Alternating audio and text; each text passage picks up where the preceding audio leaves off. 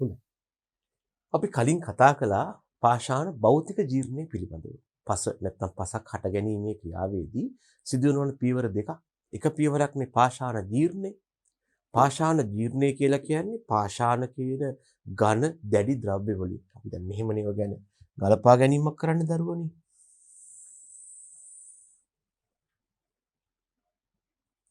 පෘථිවි කබලයේ පවතින ඔය අකාබනික ලවණ තමයි ඉතින් ඛනිජ කියලා කියන්නේ. මෙන්න මේ කියන ඛනිජ කියන අකාබනික ලවණ එකතු වෙලා තමයි කවුද හැදෙන ඝන ස්කන්ධ.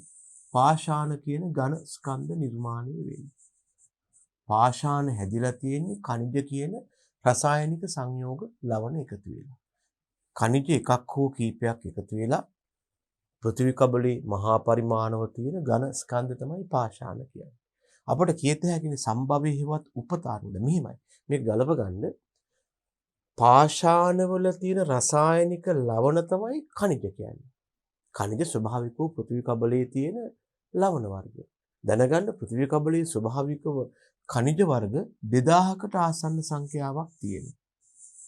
මේ නිසා මම කිව්වා කලින් මේ ඛනිජ එකිනෙකාගෙන් වෙන් කර ගන්න ඛනිජ පෙන්눔 කරන භෞතික ලක්ෂණ පවා යොදා ගන්න බව. මොනවද මම නිකම් මතක් කළා මේ මොකද දැන් මේවා අපේ නිර්දේශයට කෙලින්ම සම්බන්ධ නොවුනට මේවා වක්‍රාකාරයෙන් බහුවර්ණ ව්‍යුහගත ආදියට එන්න පොඩි සම්භාවිතාවක් තියෙනවා. ඒකයි මම නිකම් මතක් කිරීමක් කළේ කලින් භග්නය, බෙත්මය, ව්‍යුහය, වර්ණය, ප්‍රභාව, විද්‍යුත් සන්නායකතාව, දෘಢතාව වගේ භෞතික ලක්ෂණ මතයි ඛනිජ එකිනෙකාගෙන් වෙන් කරලා හඳුනගන්නේ. මේ ඛනිජ වලින් සමහර ඛනිජ කියන රසායනික ලවණ වර්ග පාෂාණ වල අන්තර්ගත වෙනවා. ඒ වගේ මේ ඛනිජ වලින් පාෂාණ වල අන්තර්ගත වෙන ඛනිජ වලට අපි කියනවා පාෂාණ සෑදීමට දායක වන ඛනිජ හේවත් ඉංග්‍රීසියෙන් කියනවා rock forming minerals කියලා. මම ඒකත් මෙතනම පොඩ්ඩක් මතක් කරලා දෙන්නම්කෝ. ඒවට අපි කියනවා rock forming minerals කියලා. පාෂාණ සෑදීමට දායක වන ඛනිජ rock forming minerals කියලා හඳුන්වනවා. ඒ නිසා දැනගන්න පාෂාණවල අන්තර්ගතය තමයි ඛනිජ කියන්නේ. හැබැයි පාෂාණ උපතේවත් සම්භවය ලැබෙන ක්‍රම තුනක් ගැන මම කලින් කිව්වා. එකක් ආග්නේය පාෂාණ, ගින්දර වාගේ අධික උෂ්ණත්වයේ යටතේ පවතින මැග්මා සීතල වෙලා ඝනීභවනය වෙනවා. දෙවැනි එක අවසාදිත පාෂාණ, පවතින විවිධ පාෂාණ වර්ග කොටස් බවට පත් වෙලා යම් තැනක තැන්පත් වීම හේවත් අවසාදනය වීමෙන් හටගන්නවා. තුන්වෙනි එක විපරීත පාෂාණ. විපරීත කියන්නේ වෙනසක්. පවතින පාෂාණේ භෞතික හා රසායනික ලක්ෂණ වෙනස් වෙලා විපරීතකරණය වෙලා නව පාෂාණ ඇති වෙනවා. ඉතින් මෙන්න මෙහෙම ඇතිවන පාෂාණ ඊළඟට ලක් වෙනවා මොන ක්‍රියාවටද? පාෂාණ ජීර්ණය කියන ක්‍රියාවට. මේ පාෂාණ ජීර්ණය කියන ක්‍රියාවෙන් තමයි පසක් බිහි කරන්න කැමති එක්කෙනා, පසක් බිහි කරන එක්කෙනා, නැත්නම් පසක මව, නැත්නම් මාතෘ ද්‍රව්‍ය ඇති වෙන්නේ. මාතෘ ද්‍රව්‍ය වලට තව නමක් තමයි රිගෝලිතය. අපි කිව්වා පාෂාණ ජීර්ණය ප්‍රධාන ආකාර තුනකට බෙදෙනවලු. එකකට කිව්වා පාෂාණ භෞතික ජීර්ණය. මේ ගැන අපි කතා කළා. මොකක්ද පාෂාණ භෞතික ජීර්ණය කිව්වේ? බොහොම සරලව කියනවා නම් මෙන්න මේක. පාෂාණ භෞතික ජීර්ණය බොහොම සරලව කියනවා නම් මෙන්න මේක.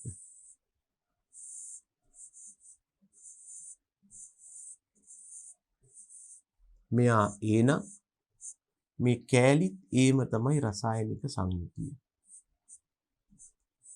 යම් පාෂාණයක රසායනික සංයුතිය නියතව තිබියදී එය භෞතිකව කුඩා කැබලි බවට පත් වෙනවට අපි කිව්වා පාෂාණ භෞතික ජීර්ණය කියලා. මේකට ප්‍රධාන වශයෙන් බලපෑම උෂ්ණත්වය, එහෙම නැත්නම් පීඩනය, නැත්නම් ඉරා දැමීමේ බලය වගේ දේවල්. ඉතින් පාෂාණ භෞතික ජීර්ණය වන ක්‍රම ලයිස්තුවක් අපි කතා කළානේ. උෂ්ණත්වය වෙනස් වෙලා පාෂාණ කුහර තුල ජලය පිරීලා, පාෂාණ කුහර වලට ජලයෙන් ශාක මුල් ගමන් කරලා, ගලා යන ජලය මගින්, හමා යන සුළඟ මගින්, රැලි ක්‍රියා මගින්, ග්ලැසියර්ස් මගින් නේද? එහෙම නැත්නම් සුනාමි රළ මගින්, එහෙම නැත්නම් ටයිඩල් ඇක්ෂන්ස් ඒවත් රැලි ක්‍රියා මගින් ආදී වශයෙන් සිද්ධ වුණා. ඒතර මොකද වුනේ? පාෂාණ කැබලි ලැබුණා. හැබැයි එක දෙයක් තියෙනවා. මේ ලැබෙන පාෂාණ කැබලි වල තියෙන්නේ මුල් පාෂාණයේ රසායනික සංයුතියමයි. අපි දැන් කතා කරන්න යන්නේ පාෂාණ ජීර්ණය වන දෙවන ක්‍රමයක් ගැන. මොකක්ද? පාෂාණ රසායනික ජීර්ණය.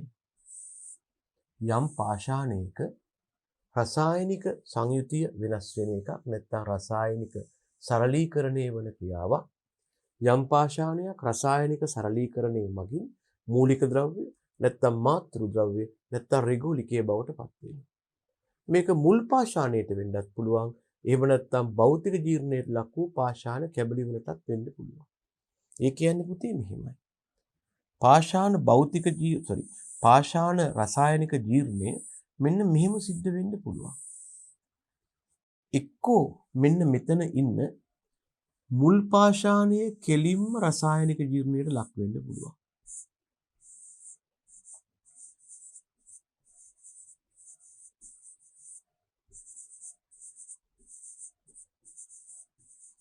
මේ මගිනුත් ලැබෙන්නේ මාතෘ ද්‍රව්‍ය. එහෙම නැත්නම් මුල් පාෂාණය භෞතික ජීර්ණයට ලක් වෙලා මේ කතා කළේ කැබලි වීම භෞතික ජීර්ණයේ. ඒ භෞතික ජීර්ණයට ලක් වූ කැබලි රසායනික ජීර්ණයට ලක් වෙන්නත් පුළුවන්. හැබැයි එක දෙයක් තියෙනවා. මුල් පාෂාණයේ භෞතික ජීර්ණයේ මුල් සම්පූර්ණ පාෂාණයේ රසායනික ජීර්ණයට ලක් වෙනවා වෙනුවට ඒක මෙහිම කැබලි බවට පත් වුණොත් රසායනික ජීර්ණයේ ශීඝ්‍රතාව වඩා වැඩි වෙනවා. උදාහරණයක් ගත්තොත් මෙහෙම හිතන්නකෝ. මම ගන්නවා එකම වර්ගඵලයේ සහිත සිංක් නැත්නම් තුත්තනාගම කෑලි දෙකක්. මෙන්න A කියන කැබැල්ල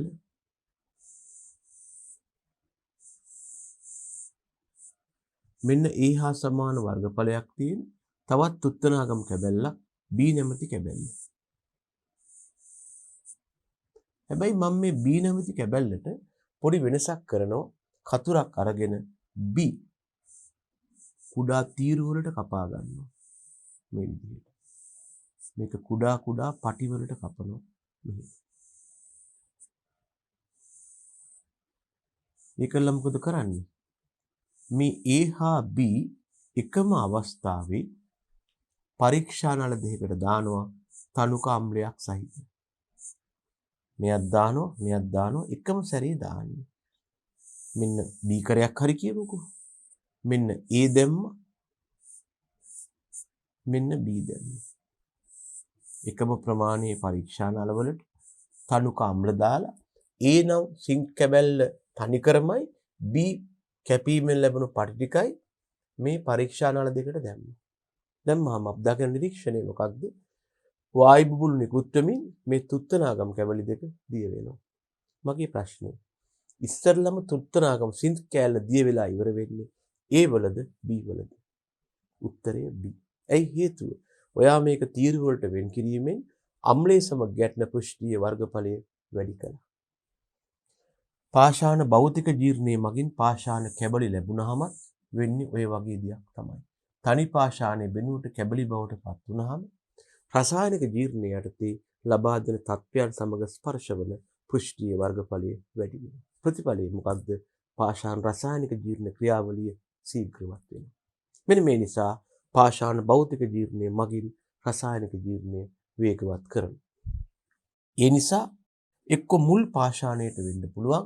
එහෙම නැත්නම් මුල් පාෂාණයේ භෞතික ජීර්ණය මගින් ලැබුණු පාෂාණ කැබලි රසායනික සරලීකරණය තමයි රසායනික ජීර්ණය කියන්නේ. එතකොට යම් පාෂාණයක් රසායනික ජීර්ණය නැත්නම් රසායනික සරලීකරණය මගින් මූලික ද්‍රව්‍ය මාතෘ ද්‍රව්‍ය හෝ රෙගුලිකයේ බවට පත් වීමට අපි කියනවා පාෂාණ ජීර්ණය කියලා. මේක මුල් පාෂාණයට වෙන්නත් පුළුවන්. ඒ මගින් ලැබුණු රසායනික මේ භෞතික ජීර්ණයෙන් ලැබුණු පාෂාණ කැබලි වලට වෙන්නත් පුළුවන්. කෙසේ හෝ වේවා පාෂාණ රසායනික ජීර්ණය වන ක්‍රම පහක් ගැන කියවෙනවා. මේ බලන්න. ජලය මගින්, කාබන් ඩයොක්සයිඩ් මගින්, ඔක්සිජන් මගින්, අම්ල වර්ෂා මගින් හා කීලේටකරණය මගින්. අපි ඉස්සෙල්ලම ගත්තොත් ජලය මගින් පාෂාණ රසායනික ජීර්ණය අපට ප්‍රධාන ආකාර තුනකට බෙදන්න පුළුවන්. මේකෙන් ජලය මගින් සිදුවන පළවෙනි ක්‍රියාවට අපි කියනවා ද්‍රාවණය කිවත් සොලියුෂන් කියලා.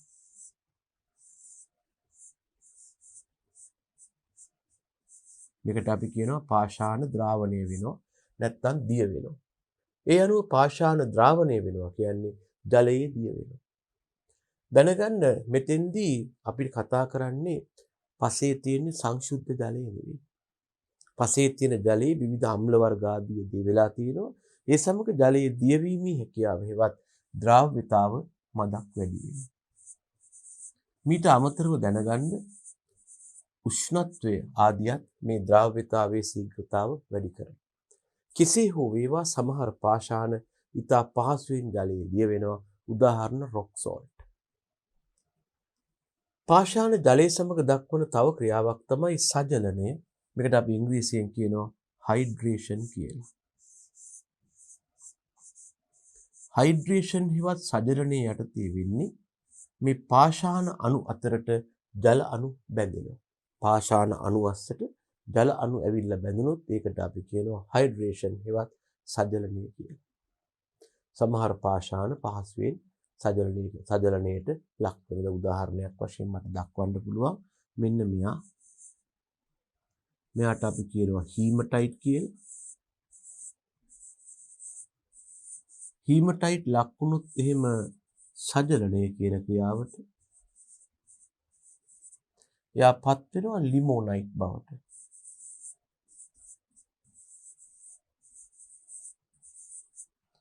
පාෂාණ ජලයේ දියවීම ද්‍රාවණයේ හෙවත් සොලියුෂන් වෙනවා. පාෂාණ අණු අතරට ජල අණු බැඳීම හයිඩ්‍රේෂන් හෙවත් සජලනය වෙනවා. තුන්වන ක්‍රියාවක් තියෙනවා. ඒකට අපි කියනවා ජල විච්ඡේදනය කියලා. ඉංග්‍රීසියෙන් කියනවා අපි ඒකට හයිඩ්‍රොලිසිස් කියලා.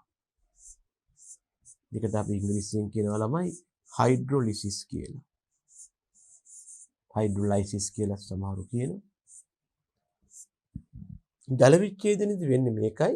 ජලය හා පාෂාණ අයනීකරණය වන අතර මේ අයන සම්බන්ධ වෙලා නව සංයෝග හැදෙනවා. මෙන්න මේ වගේ ක්‍රියාවක් වෙන්නේ. ඉස්සරලාම මෙහිදී ජලය පාෂාණ ජල විච්ඡේදනය යටතේ ජලය මේ විදිහට කැඩෙනවා. H ධන අයන සහ OH ඍණ අයන විදිහට ජලය බිඳෙනවා විඝටනය වෙනවා. ඊළඟට අපි හිතමු පාෂාණයක් තියෙනවා කියලා.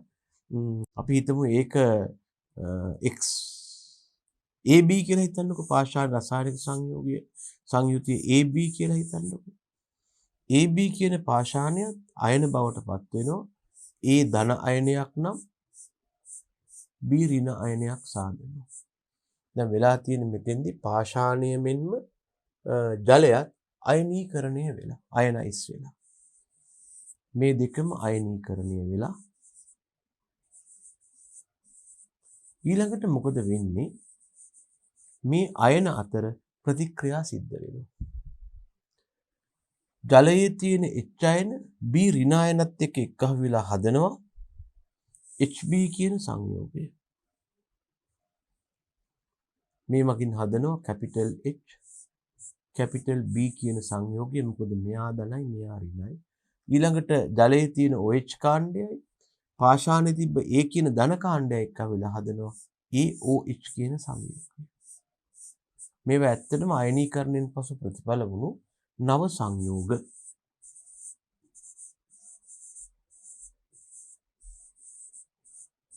එතකොට මේ විදිහට පසක නව සංයෝගي හටගත්තට පස්සේ අපිට මේක ආපසු ගෙනියන්න හරි අමාරුයි. ඇත්තට වැදගත්කම් වෙලා තියෙන ළමයි කිසියම් අවස්ථාවක යම් උපස්තරයක පාෂාණ ද්‍රාවණය වීමක් ජලයේ දියවීමක් වුණොත් නැත්නම් සජලනය වීමක් වුණොත් අපට ද්‍රාවණය හෝ සජලනයට ලක් වූ පාෂාණ මිශ්‍රණයක් පාෂාණ ද්‍රාවණයක් වාෂ්පීකරණය මගින් මුල් පාෂාණය ලබා ගන්න පුළුවන්. දැන් අපි ගත්තොත් එහෙම ජලයේ දිය වූ පාෂාණ ද්‍රාවණයක් එහෙම නැත්නම් සජලීකරණයේ ජල අණු බැඳුණු ද්‍රාවණයක් අරගත්තොත් හිතන්නකො මේ තියෙන්නේ සජලීකරණ හෝ මේ තියෙන්නේ සජලීකරණ හෝ ද්‍රාවණීය වූ පාෂාණ කියලා.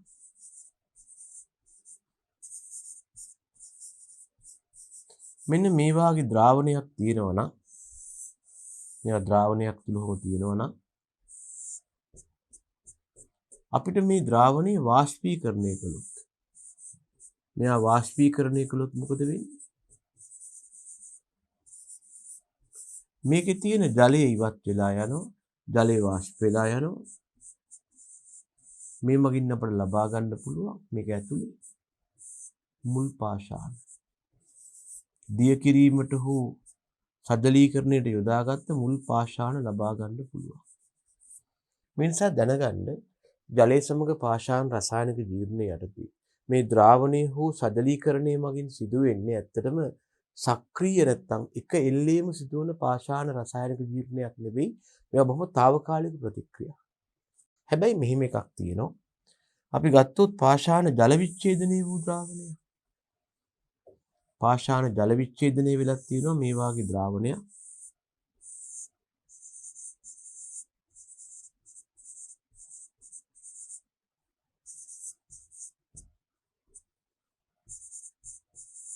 දැනගන්න මේ වාගේ පාෂාණ ජල විච්ඡේදනය වූ ද්‍රාවණයක් අරගෙන අපිට මේක තාපය මගින් වාෂ්පීකරණය කරලා මුල් පාෂාණ ලබා ගන්න බෑ. හේතුව ජල විච්ඡේදනයේ මගින් මෙයා නව සංයෝග ඇති කරලා තියෙනවා. ඒ නව සංයෝග වාෂ්පීකරණය කළාට රිවර්ස් ගිහිල්ලා මුල් සංයෝග බවට පත් වෙන්නේ නැහැ. මේ නිසා දැනගන්න සජලනීය හෝ ද්‍රාවණීය වගේ මේ පාෂාණ ජල විච්ඡේදනය කියන්නේ යම් පාෂාණයක් ස්ථීර වශයෙන්ම රසායනික ජීර්ණයේ දෙසට යොමු කළ තත්ත්වයක්. ඒකයි මේ කියලා තියෙන්නේ ද්‍රාවණීය හෝ සජලනීයමින් නොව ජල විච්ඡේදනයට ලක් වූ පාෂාණයක් අඩංගු ද්‍රාවණයක් වාෂ්පීකරණය මගින් මුල් පාෂාණය ලබා ගන්න බැහැ. ඒ නිසා පාෂාණ ජලයේ සමග ප්‍රතික්‍රියාවලින් දැනගන්න ජල විච්ඡේදනය කියන්නේ ස්ථිරවම පාෂාණය රසායනික ජීර්ණයේ දෙසට දිශාභිමුඛ කළ හෙවත් යොමු කළ තත්වයක් කිය. එහෙනම් අපි කිව්වා පාෂාණ රසායනික ජීර්ණයට සිදුවන ප්‍රතික්‍රියාවන් පහක් තියෙනවා. පළවෙනි එක ජලයේ සමග ක්‍රියාව. ජලයේ සමග ප්‍රතික්‍රියාවන් තුනක් තියෙනවා. ද්‍රාවණය, සජලනීය හා ජල විච්ඡේදනය. මේ ගැනයි කතා කළේ. මේකෙන් ජල විච්ඡේදනයේ ස්ථාවර ක්‍රියාවක්, ද්‍රාවණය හා සජලනයේ తాවකාලික ක්‍රියාවක් වාෂ්පීභවනය මගින් මුල් පාෂාණය වෙතට යන්න පුළුවන් වෙනවා. ඊළඟට බලන්න දෙවන ක්‍රියාව කාබන් ඩයොක්සයිඩ් මගින් පාෂාණ රසායනික ජීර්ණය. මෙතෙන්දි වෙන්නේ පාෂාණ කාබන් ඩයොක්සයිඩ් එක ගැටිලා ඒ කාබනේටි සාදනය. ඊට අමතරව කාබන් ඩයොක්සයිඩ් ජලයේ දිය වෙලා දුබල කාබොනික් අම්ලය හදනවා. එයාට පුළුවන් පාෂාණ විඛාදනය කරන්න. එයාට පුළුවන් පාෂාණ විඛාදනය කරන්න. ඒ කියන්නේ මේකයි. පරිසරයේ පවතින කාබන් ඩයොක්සයිඩ් මේ විදිහට ජලයේ දිය වෙනවා. කාබන් ඩයොක්සයිඩ් කියන්නේ යම් දුරකට ජලයේ දිය වෙන වායුවක්. අපි ඔය සෝඩා කියලා කියන්නේ. පානය කරන සෝඩා කියන්නේ කාබන් ඩයොක්සයිඩ් ජලයේ දිය කළ තත්ත්වය. ඒකයි සෝඩා බෝතලයක් හොල්ලපුවාම ආපහු බුබුලු වශයෙන් මොකද වෙන්නේ? දිය වේදී කාබන් ඩයොක්සයිඩ් මුදා හැරෙනවා. දැනගන්න කාබන් ඩයොක්සයිඩ් කියන්නේ හොඳින් ජලයේ දියවන වායුවක් නෙවෙයි. උමාර මෙතෙන්දී කාබන් ඩයොක්සයිඩ් ජලයත් එක්ක ප්‍රතික්‍රියා කරලා හදනවා දුබල කාබොනික් අම්ලය. මෙයා දුබල අම්ලයක්. අම්ලයක් නම් ඇඹුල් රහයි. ඔව් ඉතින් සෝඩා පොඩ්ඩක් ඇඹුල් රහක් තියෙනවා. ඒක යා ඇම්ලයක් නිසා. ඊළඟට මොකද වෙන්නේ? මෙයා විඝටනය වෙනවා කවුරු විදිහටද? H ධන අයන සහ කාබනීට කාණ්ඩයක් විදිහට. මේ ඇති කරන H ධන අයන වලට පුළුවන් අම්ලයක් වශයෙන් ක්‍රියා කරන්න. එයාට පුළුවන් පාෂාණ විඛාදනය කරන්න. ඒකයි පාෂාණ කාබන් ඩයොක්සයිඩ් සමග දක්වන ප්‍රතික්‍රියාවන් දෙකක්. එකක් පාෂාණයේ කාබනේටි සාදනවා. කාබන් ඩයොක්සයිඩ් දෙක එක්ක වෙලා ඒක රසායනික ජීර්ණයක්. එහෙම නැත්නම් කාබන් ඩයොක්සයිඩ් ජලයේදී වෙලා හදන දුබල කාබොනික් අම්ලයට පුළුවන් පාෂාණ විඛාදනය කරන්න. ඊළඟ ක්‍රියාව තමයි ඔක්සිජන් සමග සිදුවන පාෂාණ රසායනික ජීර්ණය. දැනගන්න ළමයි මෙතෙන්දී පාෂාණ වලට ඔක්සිජන් බැඳෙන එකට අපි කියනවා ඔක්සිකරණය කියලා. ඒ වගේම පාෂාණ වල ඔක්සිජන් ඉවත් වීමට කියනවා ඔක්සිහරණය කියලා. පාෂාණ රසායනික ජීර්ණය වන හතරවන ක්‍රමයේ දක්වලා තියෙනවා අම්ල වර්ෂා මගින් රසායනික ජීර්ණය. ළමයි දැනගන්න අම්ල වර්ෂාවක් කියලා කියන්නේ pH අගය 5.6ක් හෝ ඊට අඩු වර්ෂාපතනය. අම්ල වර්ෂා ඇති වෙන්නේ කොහොමද? දැන් අපි හිතනවානේ වර්ෂාව මගින් ලැබිය යුත්තේ සංශුද්ධ ජලයයි කියලා.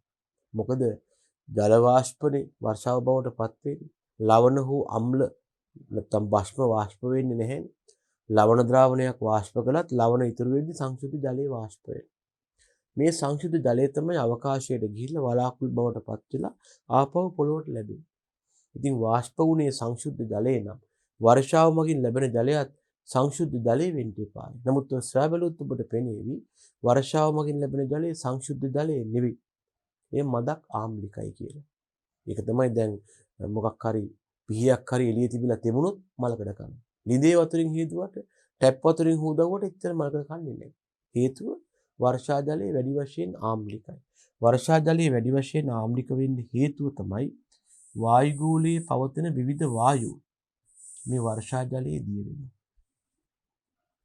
මේ අර්ථයේ දිය වෙන වායුන් වශයෙන් වායුගෝලයේ පවතින carbon dioxide, hydrogen sulphide, sulphur dioxide, nitrous oxide නැත්නම් නයිට්‍රජන් ඩයොක්සයිඩ් වැනි වායුන් දක්වන්න පුළුවන්. මේවා වර්ෂා ජලයේ දිය වුණාම ලැබෙන්නේ ආම්ලික ප්‍රතිඵල. සල්ෆියුරික් අම්ලය, සල්ෆියුරස් අම්ලය, නයිට්‍රස් අම්ලය, නයිට්‍රික් අම්ලය වැනි ආම්ලික ප්‍රතිඵල ලැබෙනවා. ඒ වගින් තමයි වර්ෂා ජලයේ ආම්ලික වෙන්නේ. වර්ෂා ජලයේ ආම්ලික වෙන්නේ වායුගෝලයේ පවතින ආම්ලික වායුන් වර්ෂා ජලයේ දියවීම. එතකොට කර්මාන්ත ශාලා ආශ්‍රිතව නොයෙකුත් අපි ක්‍රියාවන් කරද්දී නිෂ්පාදන ක්‍රියාවන් කරද්දී ඒ වායුන් නිකුත් වන දුමාරයේ මේ වායුන් බහුලව තියෙනවා. ඒකයි කාර්මික ප්‍රදේශවලට බහුලව අම්ල වර්ෂා, ඉංග්‍රීසියෙන් කියන ඇසිඩ් රේන්ස් කියලා ඒවා ඇද වැටීමට සම්භාවිතාවක් තියෙනවා. ඒකනේ සමහර වෙලාවට අවවාද කරන්නේ කාර්මික නගර අතර පදිංචි වෙන්න එපා, ඒවා රෙසිඩෙන්ෂල් ඒරියාස් නෙවෙයි කියලා. හරි, ඒක බාහිර දෙයක්. හොඳයි. එතකොට දැන් මෙහිම ලැබෙන වර්ෂා ජලයේ pH අගේ 5.6ට වඩා අඩු නම් ඒක අම්ල වර්ෂාවක් වෙනවා. එමගිනුත් පාෂාණ විකාදනය වෙනවා. පාෂාණ ජීර්ණය වන ඊළඟ ආකාරය තමයි කීලේටකරණය හෙවත් කීලේෂන්. මෙතෙන්දි වෙන්නේ නොයෙකුත් කාබනික අම්ල පාෂාණ වල තියෙන ලෝහ අයනත් එක්ක ප්‍රතික්‍රියා කරලා නව සංයෝග සාධන. දැන් කාබොක්සිලික් අම්ලයක් කියලා කියන්නේ මෙන්න මේ කාණ්ඩයේ තියෙන එක්කෙනෙක්.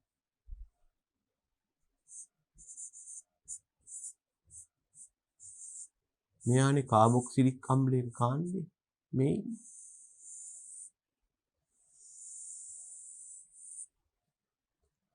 මේගොල්ලන්ට පුළුවන් විවිධාකාර ලෝහ අයනත් එක්ක ප්‍රතික්‍රියා කරලා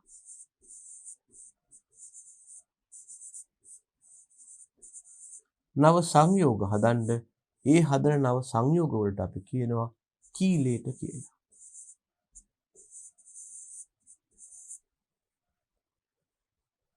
කාබනික අම්ලයක් සමග ලෝහ අයන සම්බන්ධ වීමකට අපි කියනවා කීලේටකරණයක් කියලා. මේක කිසියම් ආකාරයක පාෂාණ රසායනික ජීර්ණයක් වශයෙන් අපි සලකනවා. එහෙනම් අපි කතා කළා පාෂාණ රසායනික ජීර්ණයේ විය හැකි ප්‍රධාන යාන්ත්‍රණ පහක් මොනවද? ජලයේ සමග ක්‍රියාව, කාබන් ඩයොක්සයිඩ් සමග ක්‍රියාව, ඔක්සිජන් සමග ක්‍රියාව, අම්ල වර්ෂා සමග ක්‍රියාව. අංක 5 මොකක්ද අපි කතා කළා? කීලේෂන් නැත්නම් කීලේටකරණය කියලා. දැන් පාෂාණ භෞතික ජීර්ණය වුණා, පාෂාණ රසායනික ජීර්ණය වුණා. තුන්වන පාෂාණ ජීර්ණාකාරය තමයි පාෂාණ ජෛවීය ජීර්ණය නැත්නම් biological weathering of rocks. තමයි දැනගන්න මේ ජෛවීය ජීර්ණය කියලා වෙනම එකක් නෑ. මෙතන සිද්ධ වෙන්නේ ඇත්තට එක්ක භෞතික ජීර්ණය නැත්නම් රසායනික ජීර්ණයම තමයි. හැබැයි මේක සිද්ධ කරන්නේ ජීවීන් මගින් නිසා මේකට අපි කියනවා ජෛවීය ජීර්ණය කියලා. සිදුවන්නේ භෞතික හෝ රසායනික ජීර්ණය වුණාට මේක සිද්ධ කරන්නේ ජීවීන් මගින් හන්දා අපි කියනවා ජෛවීය ජීර්ණය කියලා. උදාහරණයක් තමයි මේ අර මම කලිනුත් කිව්වා පාෂාණ වල පැලීම් තියෙනවා. ඒවා අස්තට ශාක මුල් ගමන් කරනවා මේ විදිහට.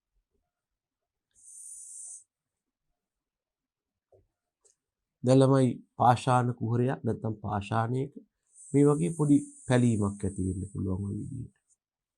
මොකද වෙන්නේ පසු කාලීනව ශාකයක මුල් මේකට ඇතුල් වෙනවා.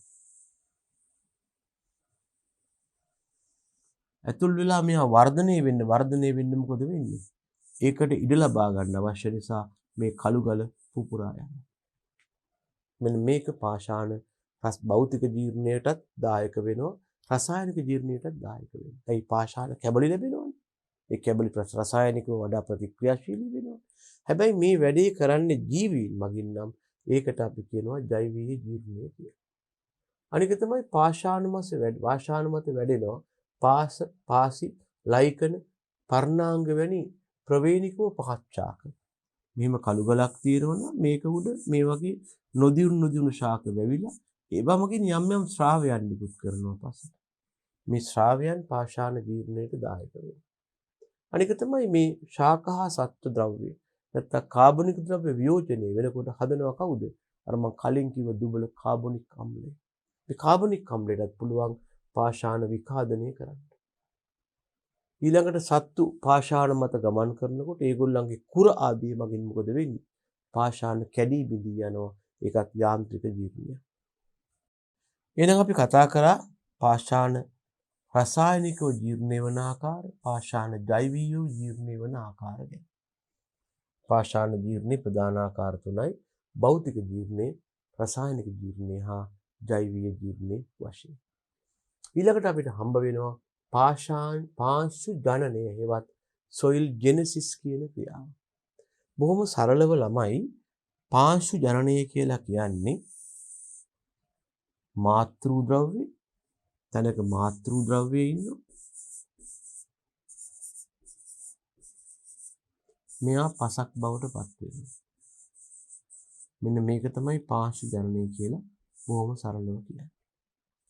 ඇත්තෙම කොහොමද මෙයා ලැබුණේ? මෙයා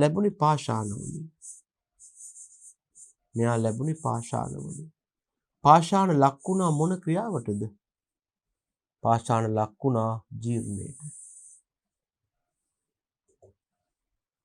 පාෂාණ ලක් වුණා ජීර්ණයට.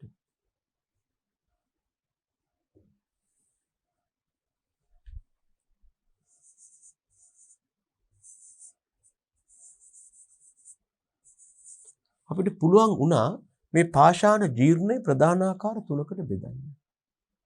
මොනවද ප්‍රධාන ආකාර තුන? පාෂාණ භෞතික ජීර්ණය, පාෂාණ රසායනික ජීර්ණය,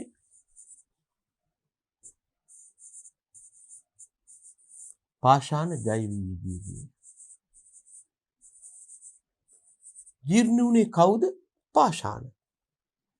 එයා හැදිලා තිබුණේ එක පැත්තකින් ඛනිජ කියන જાතිය එකතු වෙලා ඒක හරි. පාෂාණ වල අඩංගු වෙලා තිබුණේ ඛනිජ බව ඇත්තයි. හැබැයි පාෂාණ සම්භවයේවත් උපත මත ආකාර තුනකට බෙදාගත්තා. මැග්මා ඝනීභවනයේ මගින් ඇති වුණේ ආග්නේය පාෂාණ. පවතින පාෂාණ කැබලි බවට පත් වෙලා තැන්පත් වීමෙන් ඇති වුණේ අවසාදිත පාෂාණ. පවතින පාෂාණ අධිකව භෞතික හා රසායනික වෙනස්කම් වලට ලක්වීම හේව විපරීතකරණය මගින් ඇති වුණේ විපරීත පාෂාණ.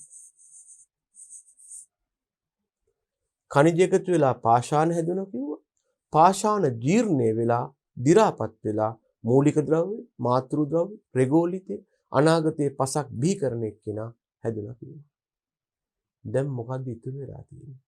මේ ලැබුණු මාතෘ ද්‍රව්‍ය පසක් බවට පත් වෙන්න ඕන. ලැබුණු මාතෘ ද්‍රව්‍ය පසක් බවට පත් වෙනවට අපි කියනවා soil genesis හෙවත් පාංශු ජනනය කියලා. අපි හදාගත්ත මාතෘ ද්‍රව්‍ය පසක් බවට පත් වෙනවට අපි කියනවා soil genesis හෙවත් පාංශු ජනනය කියලා. මේ කියලා තියෙන්නේ ගැන තමයි මාතෘ ද්‍රව්‍ය වලින් පසක් හට ගැනීමේ ක්‍රියාව. ඔන්න ඔතෙන්දි ළමයි සිදුවන ප්‍රධාන ප්‍රතික්‍රියා කීපයක් තියෙනවා. මම නිකමට ඒක මතක් කරන්නම්. දැන් හිතන්නකෝ මේ තියෙන මාතෘ ද්‍රව්‍ය. මෙන්න තියෙනවා මාතෘද්‍රව්‍ය කලාපයක්. parent material හේවත් මෙන්න මාතෘද්‍රව්‍ය. දැන් මෙයා පාංශු ජනනය යටතේ මොකද වෙන්නේ? පසක් බවට පත් වෙනවා.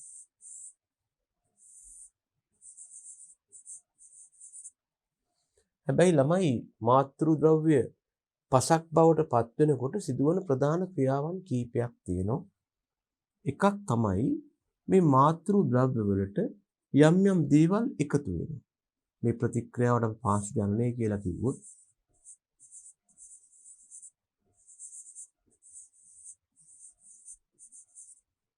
මාතෘද්‍රව්‍ය වලට යම් යම් දේවල් එකතු වෙනවා.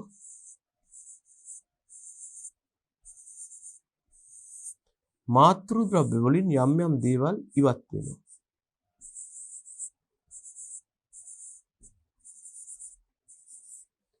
මාතෘද්‍රව්‍ය වල තියෙන එක දෙයක් තව දෙයක් බවට වෙනස් වෙනවා, කන්වර්ට් වෙනවා, පරිවර්තනය.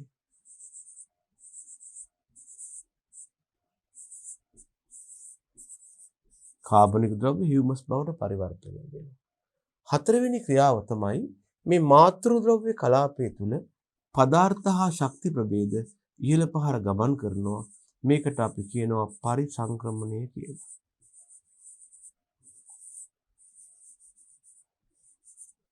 එනම් මතක තියාගන්න දරුවනේ මේ මාතෘද්‍රව්‍ය වලින් පසක් ලැබීමේ ප්‍රතික්‍රියාවේ ප්‍රධාන පියවර හතරක් තියෙනවා. පළවෙනි එක තමයි එකතු වීම හේවත් ඇඩිෂන්.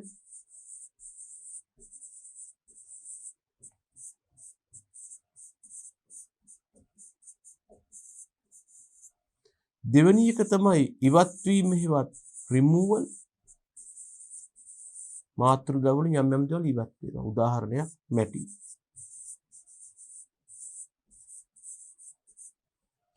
තුන්වෙනි එක මාතෘද්‍රව්‍ය වල තියෙන එක දෙයක් තව දෙයක් බවට පරිවර්තනය.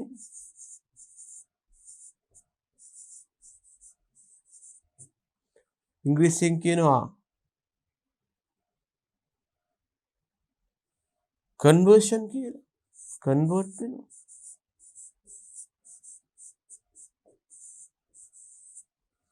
මාතෘද්‍රව්‍ය කලාපය තුල පදාර්ථ හා ශක්ති ප්‍රභේද ඉහළ පහළ ගමන් කරනවා.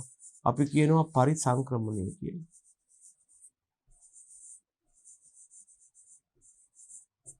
ඉංග්‍රීසියෙන් කියනවා ට්‍රාන්ස්ලොකේෂන් කියලා.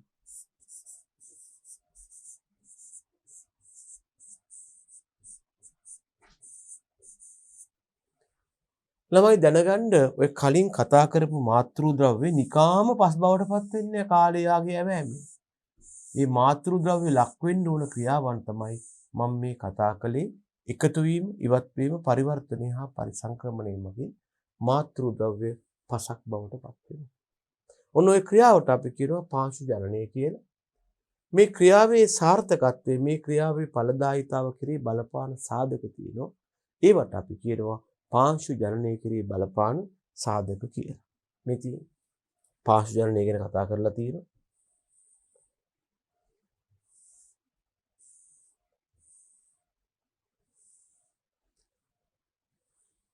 පාංශු ජනනය මාතෘද්‍රව්‍ය වලින් පසක් හට ගැනීමේ ක්‍රියාවයි. හැබැයි මේක අර්ධයක් බලනකොට මෙන්න මෙහෙම කියන්න ඕන.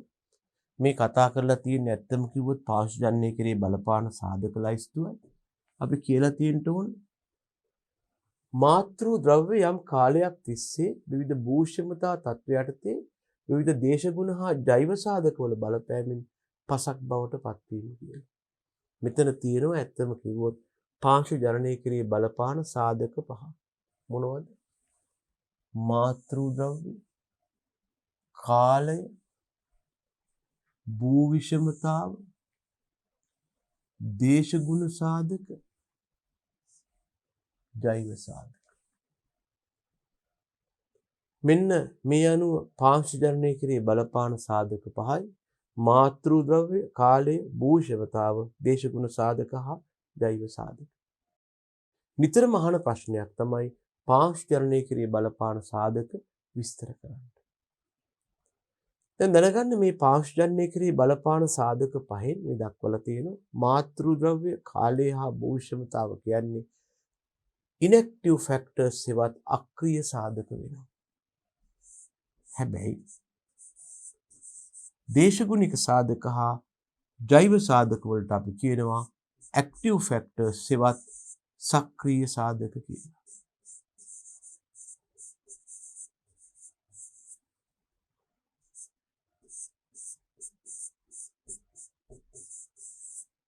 සාධක ආකාර දෙකකට බෙදන්න පුළුවන්. inactive factors and active factors. අක්‍රීය සාධක තුනක් තියෙනවා මාතෘද්‍රව්‍ය කාලය හා භූෂ්‍යමතාව. ළමයි දැනගන්න මේ අක්‍රීය සාධක කෙලින්ම නැත්තම් එක එල්ලේම පාංශුජන්‍ය ක්‍රියාවට දායක වෙන්නේ නැහැ.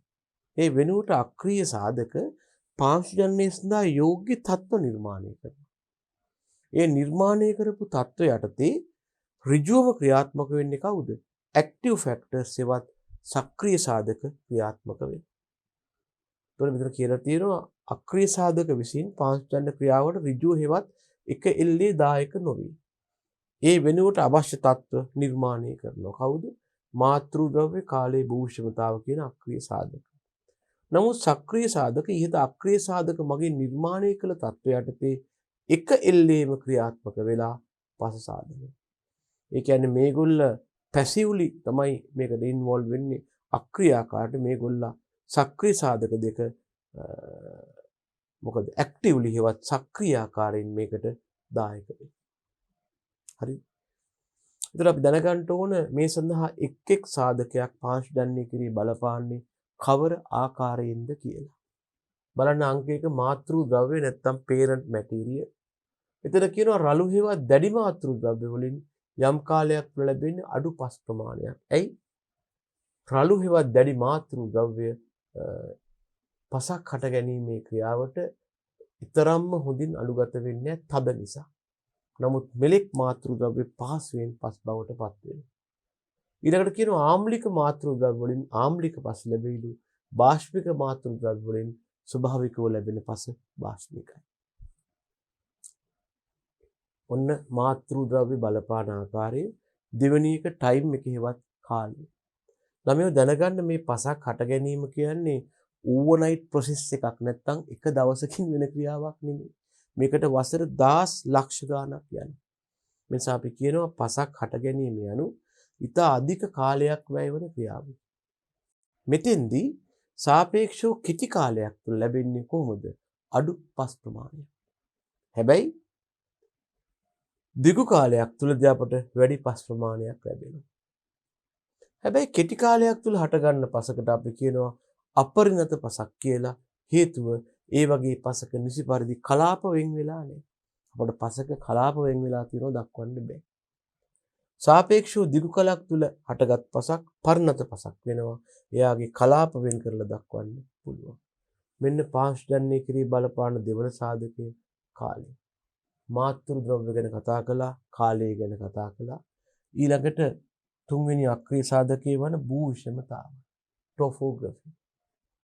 ළමයි පාංශුජන්‍ය ක්‍රියාවට මේ භූවිෂමතාවයේ බලපෑම අපි ප්‍රධානාකාර තුනකින් දක්වනවා.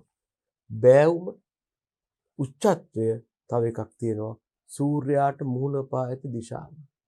දැන් මෙතන කියනවා මේ ප්‍රතික්‍රියාවන් මත බෑවුම කොච්චරද, උච්චත්වය කොච්චරද, සූර්යාට මුහුණ පාලා තියෙන්නේ කොහොමද කියන එක මත පාංශුජන්‍ය ක්‍රියාවේ ගුණාත්මය හා ප්‍රමාණාත්මය තීරණය වෙනවා කියලා. අපි පොඩ්ඩක් බලමු කොහොමද බෑවුම සම්බන්ධ වෙන්නේ කියලා. ප්‍රධාන වශයෙන් මේ මත පාංශුජන්‍යයට ලැබෙන ජල තත්ත්වය තීරණය වෙනවා. හරිද ළමයි? බෑවුම දිගේ ගලා යන ජලය තමයි පාංශුජනනයට යොදාගන්නේ. බෑවුමක් මුදුනේ උසස් ජල වහන තත්ත්වය යටතේද බෑවුම් පහළ දුර්වල ජල වහන තත්ත්වය යටතේ නැත්නම් වගුරු තත්ත්වය යටතේ ලැබෙන පස්වල ගුණාත්මය හා ප්‍රමාණාත්මය වෙනස් වෙනවා. නැත්නම් එකිනෙකාට වඩා වෙනස් තත්ත්වයක් තියෙනවා. ඒ කියන්නේ උසස් ජල වහනේ යටතේ උඩ බිම් තියෙනවා, දුර්වල ජල වහනේ යටතේ යට බිම් තියෙනවා. ඔය කතා කළේ භූවිෂමතාවය යටතේ හමු වන පළවෙනි ලක්ෂණය බෑවුම පිළිබඳවයි. දෙවෙනි එක තමයි උච්චත්වය. උච්චත්වය කියන්නේ මොකක්ද? බොහොම සරලව කිව්වොත් මුහුදු මට්ටමේ සිට ඇති උස. දැනගන්න උච්චත්වයේ මත පාංශුජන්‍ය සිදුවන පරිසරයේ උෂ්ණත්වය තීරණය වෙනවා. පරිසරයේ නැත්නම් පාංශජන්‍ය කරන තැන යන්ත්‍රයක් මගින් හෝ මොකක් හරි මගින් නැත්නම් ස්වභාවිකව සිදුවන ක්‍රියාවක් වුණත් මේකට බලපාන උෂ්ණත්වය උච්චත්වය මත උෂ්ණත්වය තීරණය වෙනවා. දැනගන්න ඒ නිසා උච්චත්වය කියන ක්‍රියාවෙන් දක්වන්නේ මුහුදු මට්ටමේ සිටලා තියෙන උස මේක පාංශජන්‍ය සිදුවන උෂ්ණත්වයට බලපාන. උච්චත්වය වැඩි නම් උෂ්ණත්වය අඩුයි. දැන් බලන්න උදාහරණයක් කියනවා. කඳු මුදුන් වල අඩු උෂ්ණත්ව තත්ත්වයට තමයි පාංශජන්‍ය ශීඝ්‍රතාව වෙන්නේ. එතකොට මොකද වෙන්නේ? පාංශජන්‍ය ශීඝ්‍රතාව අඩු වෙනවා. හැබැයි කඳු පාමුල වේගයෙන් සිද්ධ වෙනවා උෂ්ණත්වය වැඩි නිසා. ඒ වගේම කඳු මුදුන් වල තියෙන පස්වල කාබනික ද්‍රව්‍ය ගොඩක් නොනැසී පවතිනවා. ඉතුරු වෙනවා හේතුව අඩු උෂ්ණත්වය නිසා කාබනික ද්‍රව්‍ය වියෝජන වේගය අඩු වීම. එතකොට දැනගන්න මේ උෂ්ණත්වයේ ආකාර දෙකකින් බලපාලා තියෙනවා. මේ තියෙන ප්‍රධාන බලපෑම කෙලින්ම උෂ්ණත්වය නැත්නම් උච්චත්වයේ දක්වලා තියෙන බලපෑම. මේකේ තව එකක් තියෙනවා වක්‍ර බලපෑම කියලා.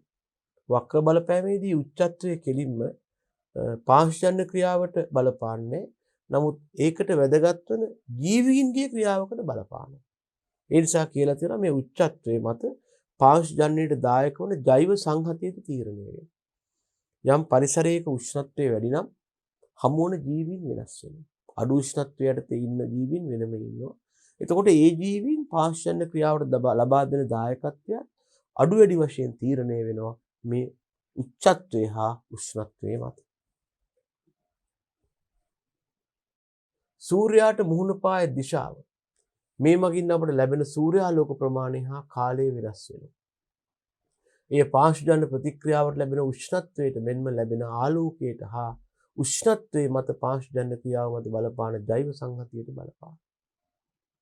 දැන් බලන්න දැන් අපි කතා කරපු භූෂමතාව කියන ලක්ෂණය මේ ටොපෝග්‍රැෆි කියවත් භූෂමතාව කියන ලක්ෂණය පාංශු ජනනය යටතේ ප්‍රධානාකාර තුනකින් බලපානවා. මේක ආක්‍රීය සාධකයක්. එකකට අපි කිව්වා බෑවුම කියලා. තව එකක් තමයි උච්චත්වය.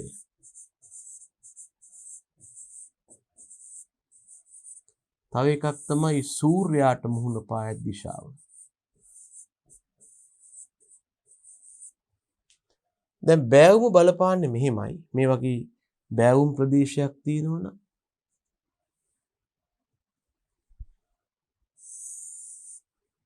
බෑවුමේ ඉහළ ප්‍රදේශයට වර්ෂාව ලැබුණට ගොඩක් රැඳෙන්න ගුරුත්වය යටතේ පහළට ගමන් කරනවා. හැබැයි මේ ගුරුත්වයට තියෙන ජලය මගින් මේ පසේ තියෙන සමහර ද්‍රව්‍ය සේදී යන්න පුළුවන්. ඒ නිසා දැනගන්න උච්චත්වය යටතේ කඳු මුදුනක පස් ඇදීමේ ක්‍රියාවයි කඳු පාමුල නැත්නම් බෑවුමක පහළ ස්ථානයේ පස් ඇදීමේ ක්‍රියාවයි දෙකක් බව. දෙවෙනි එක තමයි උච්චත්වය. උච්චත්වය කියන්නේ මුහුදු මට්ටමේ සිට ඇති උස. මේක ප්‍රධාන වශයෙන්ම පාංශජන්‍ය ප්‍රතික්‍රියාවන්ට බලපෑම. තුන්වෙනි එක තමයි සූර්යාට මුහුණ පාය දිශාව. මේක ප්‍රධාන වශයෙන් තීරණය වෙනවා යම් දිනක ලැබෙන ආලෝක ප්‍රමාණය හා ආලෝකයේ සහිත ආලෝක කාලයට බලපානවා. එතකොට මේක වක්‍රාකාරයෙන් පාංශජන්‍ය ක්‍රියාවට බලපාන උෂ්ණත්වයට බලපානවා. ඒ වගේම උෂ්ණත්වය හා අනිකුත් දේශගුණ සංරචකයක් වන ආලෝකයේ මත හමු වන ජෛව සංහතිය තීරණය වෙනවා. ඒගොල්ලන්ටත් උෂ්ණත්වය වැදගත්. අපි කතා කළේ පාංශු ජනනය කිරී බලපාන සාධක වලින්. අපි කතා කළා මේ වෙනකොට මාතෘ ද්‍රව්‍ය, කාලය, භූෂමතාව ගැන. එහෙනම් අපි බලමු අංක 4 සාධකයේ මොකක්ද කියලා. දේශගුණ සාධක. උපරිම දායකත්වයක් ලබා දෙන සාධකයක්. දේශගුණ සාධක ක්ලයිමේට්. මේ අර්ථයේ වර්ෂාපතනයේ උෂ්ණත්වයේ ආලෝකයේ ආර්ද්‍රතාව සුළඟ වාෂ්පීකරණය වැනි සියලුම සාධක බලපෑ හැකි ආකාර බලපාන්න පුළුවන්. මේකෙන් උපරිම බලපෑමක් ඇති කරන්නේ වර්ෂාපතනයේ හා උෂ්ණත්වයේ බව දැනගන්න. පාංශු ජනනයේ උපරිම බලපෑමක් ඇති කරන සාධක තව විදිහකින් කිව්වොත් එහෙම මේ සාධක වලින් උපරිම බලපාන්නේ කවුද? දේශගුණ සාධක. ඒකෙනුත් වර්ෂාපතනයේ හා උෂ්ණත්වය. ඒක හොඳට මතක තියාගන්න. මේ අර්ථය බලන්න වර්ෂාපතනයේ දැන් වැඩි වර්ෂාවක් තියෙන තෙත් කලාපීය ප්‍රදේශවල පාංශජන්‍ය ශීඝ්‍රතාව වියලි කලාපයට වඩා වැඩි. ඇයි වැඩි වෙන්නේ? ලැබෙන ජල ප්‍රමාණය වැඩි හන්දා. තෙත් කලාපයට ලැබෙන ජල ප්‍රමාණය වැඩි වුණාම තෙත් කලාපයේවත් වැඩි වර්ෂාවක් ලැබෙන තෙත් කලාපීය ප්‍රදේශවල පාංශුජන්‍ය ශීඝ්‍රතාව අඩු වර්ෂාවක් ලැබෙන වියලි කලාපයට වඩා වැඩි. තවද තෙත් කලාපීය ප්‍රදේශවල අධික වර්ෂාව මගින් ද්‍රව්‍ය සේදී ගිය නැත්නම් ක්ෂරණය වූ පස් ලැබෙනවා. ක්ෂරණය කියලා කියන්නේ ද්‍රව්‍ය සේදී යනවටයි. මේකට අපි ඉංග්‍රීසියෙන් කියනවා ලීච්ඩ් කියලා.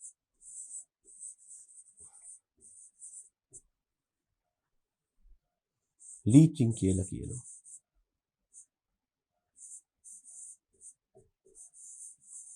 නමින්ම තේරෙනවා ක්ෂරණය වෙනවා කියන්නේ මේ පසේ තියෙන පෝෂක නැත්තම් මේ අධික වර්ෂාව යටතේ ද්‍රව්‍ය සේදී යනවා. මෙතන කියනවා වැඩි වර්ෂාවක් ලැබෙන තෙත් කලාපීය ප්‍රදේශවල නිසා පාංශුජන්‍ය ශීඝ්‍රතාව වීලි කලාපයට වඩා වැඩි. මොකද උෂ්ණත්වය වැඩි වෙනවා. තවද තෙත් කලාපීය ප්‍රදේශවල අධික වර්ෂාව මගින් ද්‍රව්‍ය සේදීලා ගිය ශරණීය වූ පසක් ලැබෙනවා. හැබැයි වීලි කලාපීය ද්‍රව්‍යවල පස්වල ද්‍රව්‍ය තැන්පත් වෙලා තියෙනවා. දෙවෙනි එක උෂ්ණත්වය. වැඩි උෂ්ණත්වයටදී පාංශුජන්‍ය ශීඝ්‍රතාව වඩා වැඩි නිසා වැඩි පස් ප්‍රමාණයක් ලබා ගන්න පුළුවන්. උෂ්ණත්වයේ බලපාන අනෙක් ප්‍රතික්‍රියාවන්ට වගේම පාංශුජනනයට. ඒ වගේම අඩු උෂ්ණත්වයේදී ලැබෙන්නේ අඩු පස් ප්‍රමාණයක්. ඒක පිළිගන්නවා. දැනගන්න අනික තමයි වැඩි උෂ්ණත්වයටදී කාබනික ද්‍රව්‍ය වේගයෙන් පිච්චෙනවා. වේගයෙන් වියෝජනය වෙනවා. එතකොට ලැබෙන්නේ කවුද? කාබනික ද්‍රව්‍ය අඩු පසක් ලැබෙනවා. එතකොට ලැබෙන්නේ කාබනික ද්‍රව්‍ය අඩු පසක් වැඩි උෂ්ණත්වයටදී. හැබැයි අඩු උෂ්ණත්වයටදී කාබනික පදාර්ථ වියෝජන වේගය අඩු වෙලා පසේ වැඩිපුර කාබනික ද්‍රව්‍ය තියෙනවා. ඔබ නුවරඑළිය ප්‍රදේශය ගැන කතා කරද්දී ඒ පැත්තේ තියෙන පස්වලට අපි කියනවා පීට් පස් කියලා. මේ පස්වල ඝන කාබනික ද්‍රව්‍ය ස්තරයක් තියෙනවා. හේතුව පරිසරයේ උෂ්ණත්වය ගොඩක් අඩු වීම නිසා කාබනික පදාර්ථ වියෝජන ශීඝ්‍රතාව පහළ යනවා. මේ ප්‍රතිඵලය වෙන්නේ මොකක්ද? පසේ ඉතිරි වෙනවා මේ වගේ ද්‍රව්‍ය. කාබනික ද්‍රව්‍ය වගේ ද්‍රව්‍ය ඉතිරි වෙනවා. හරිද? එහෙනම් දැනගන්න අපි කියලා තියෙනවා වැඩි උෂ්ණත්වයටදී කාබනික ද්‍රව්‍ය වියෝජනයේ මගින් කාබනික ද්‍රව්‍ය අඩු පසක් ලැබෙනවා වියෝජන වෙලා යනවානේ. අඩු උෂ්ණත්වයටදී වැඩිපුර කාබනික ද්‍රව්‍ය අඩංගු පසක් ලැබෙනවා. මීට අමතරව ප්‍රදේශයේ පවතින දේශගුණ සාධක මත හමු වන ජෛව සංහතිය තීරණය වෙනවා. එක එක පැතිවල තියෙන වර්ෂාව අධික නම් උෂ්ණත්වයේ යම් මගයක් නම් අපිට එක එක ජීවීන් හමු වෙනවා. ඒගොල්ලත් මේකට දායක වෙනවා. අපි කතා කළේ පාංශුජන්‍ය කිරී බලපාන සාධක පහෙන් පළවෙනි සක්‍රිය සාධකය වන දේශගුණ සාධක ගැන. අපි කතා කළා මාතෘ ද්‍රව්‍ය, එතනින් ගියාම කාලය, භූෂමතාව හා ජෛව සාධක ගැන. එහෙනම් අපි දේශගුණ සාධක ගැන අපි දැන් කතා කරන්නට යනවා අංක 5 සාධකය ජෛව සාධක. ජෛව සාධක කියලා කියන්නේ කාටද? පාංශුජනනයට බලපාන විවිධ ජීවීන්ගේ ක්‍රියා. මේගොල්ල පසේ ඉඳගෙන පාංශුජන්‍ය ක්‍රියාවට බලපෑම් ඇති කරනවා. උදාහරණයක් තමයි පසට කාබනික ද්‍රව්‍ය එකතු කරනවා, ඒ වගේම මිශ්‍ර කරනවා. විශේෂයෙන්ම ඔය සමහර ශුද්ධ ජීවීන් නැත්නම් සමහර ශාක වලට මේ හැකියාව තියෙනවා. තව කට්ටියක් පසේ ගැඹුරට ගමන් කරලා යටිපස බුරුල් කරනවා. තව කට්ටියක් පස බුරුල් කරලා වාතාශ්‍රය දියුණු කරනවා. තව කට්ටියක් පසේ තියෙන අපාරගම්‍ය ස්තර බිඳලා පසේ පාරගම්‍යතාව වැඩි කරනවා. ඉතින් මේ වාගේ මානවයා ඇතුළු විවිධ ජීවීන් මගින් කරන දේවල් පාංශුජනනයට හිතකරව බලපානවා බොහෝ වෙලාවට. පාංශුජනනය කිරී බලපාන සාධක. මේ අර්ථයේ පාංශුජනනය කිරී බලපාන සාධක 5ක් අපිට හම්බ වුණා. පොඩි මතකයක් ගන්න මේවා. මෙන්න පාංශුජනනය කිරී බලපාන සාධක.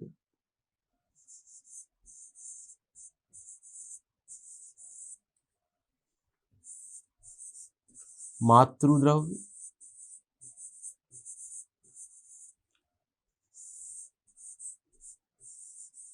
කාලය,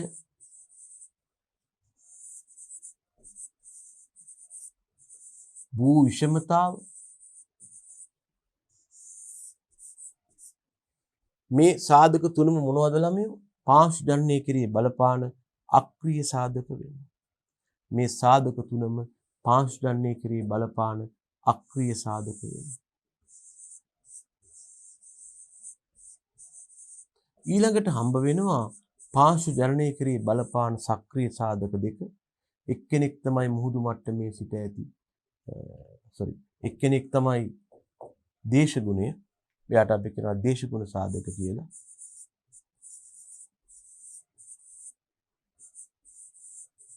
අනෙක් එක්කෙනා පස්වෙනි සාධකයේ සක්‍රීය සාධකයක් අපි කියනවා ජෛව සාධක කියලා. මෙන්න හම්බ වෙනවා සක්‍රීය සාධක දෙක.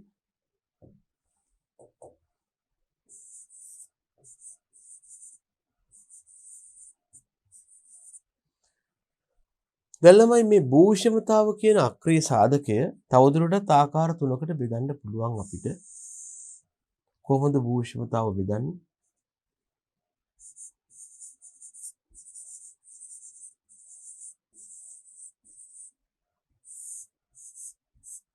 භූෂමතාව කියන්නේ පොළොව පෘෂ්ඨයේ මතුපිට ස්වરૂපය. මේක බෙදන්න පුළුවන් බෑවුම මත ඇතිවන බලපෑම. සූර්යාට මුහුණ පා ඇති දිශාව. අනික තමයි මුහුදු මට්ටමේ සිට ඇති උසේවත් උච්චත්වය.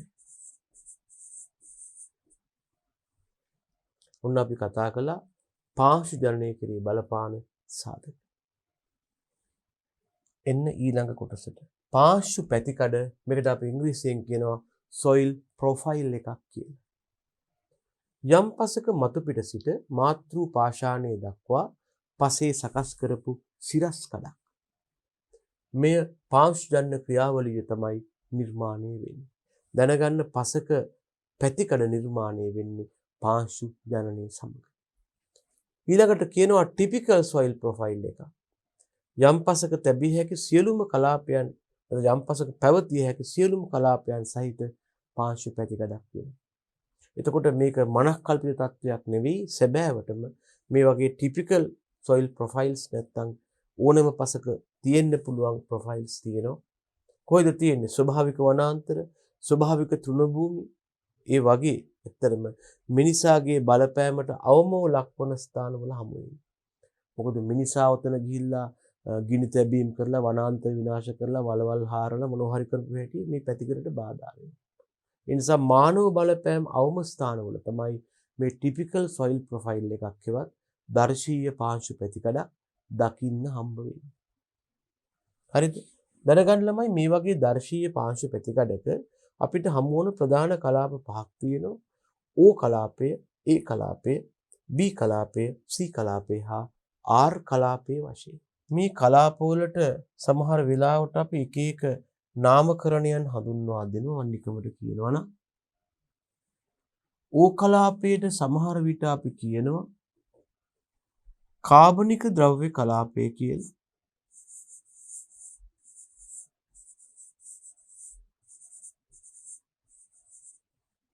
ඒ කලාපයට කියනවා මේ කලාපයට ලැබෙන වර්ෂා ජලය මගින් ද්‍රව්‍ය සේදී යාමකට ලක් වෙනවා.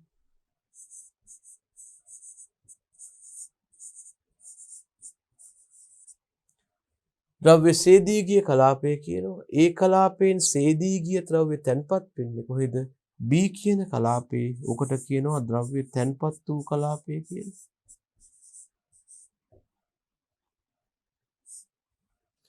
කැපිටල් C කලාපය කියන්නේ අර පසක් බිහි කරන එක්කෙනා පසේ මව නැත්තම් මාතෘ ද්‍රව්‍ය.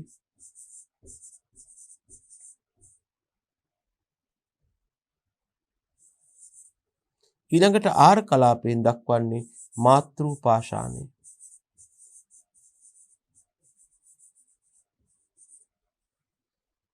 මාතෘ පාෂාණයේ කළු ගලක් මෙයාගෙන් තමයි පසක් හටගන්නේ. ඔන්න ඔහොම තමයි ළමයෝ දර්ශීය පාංශු පැතිකඩේ ප්‍රධාන කලාප පහ සංවිධානය වෙන්නේ. O කලාපයේ, A කලාපයේ, B කලාපයේ, C කලාපයේ හා R කලාපයේ විදිහට. අපි ඉස්සෙල්ලාම ගත්තොත් O කලාපය කාබනික ද්‍රව්‍ය අඩංගු කලාපයක් වෙනවා. මේකේ උපකලාප දෙකක් තියෙනවා. දැනගන්න ප්‍රධාන පාංශු කලාපයක තවදුරටත් හමු වන කොටස් වලට අපි කියනවා උපකලාප කියලා. එකක් OA උපකලාපය. මෙයා පසේ උඩින්ම හම්බ වෙන දි รา පත් වූ කොළරොඩු තට්ටුවයි යම් පසක ඉන්න වයසින් අඩුම කලාපය මෙය. මෙයා වයසින් අඩුම වෙන්න හේතුව තමයි අද ඊයේ වැටිච්ච කොළරොඩු ආදිය තමයි මෙයා මතු පිට තියාගෙන ඉන්නේ. ඒ නිසා පසේ ගැඹුර අඩු වෙනවා. ඊළඟට ඕ කලාපයේ උපකලාප දෙකක් කිව්වා. එකක් තමයි ඕ එක උපකලාපය, අනික ඕ දෙක උපකලාපය. මේක ලක් වෙලා තියෙනවා උපරිමව හියුමීකරණය හෙවත් හියුමිෆිකේෂන් වන ක්‍රියාවට. හියුමිෆිකේෂන් හෙවත් හියුමීකරණය කියන්නේ මොකක්ද?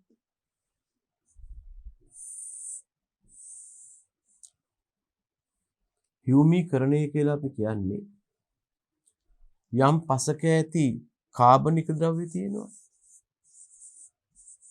පසේ තියෙන කාබනික ද්‍රව්‍ය වියෝජනය වෙනවා නැත්නම් ජීර්ණය වෙනවා. මේ මගින් අවසාන වශයෙන් හියුමස් ලැබෙනවා.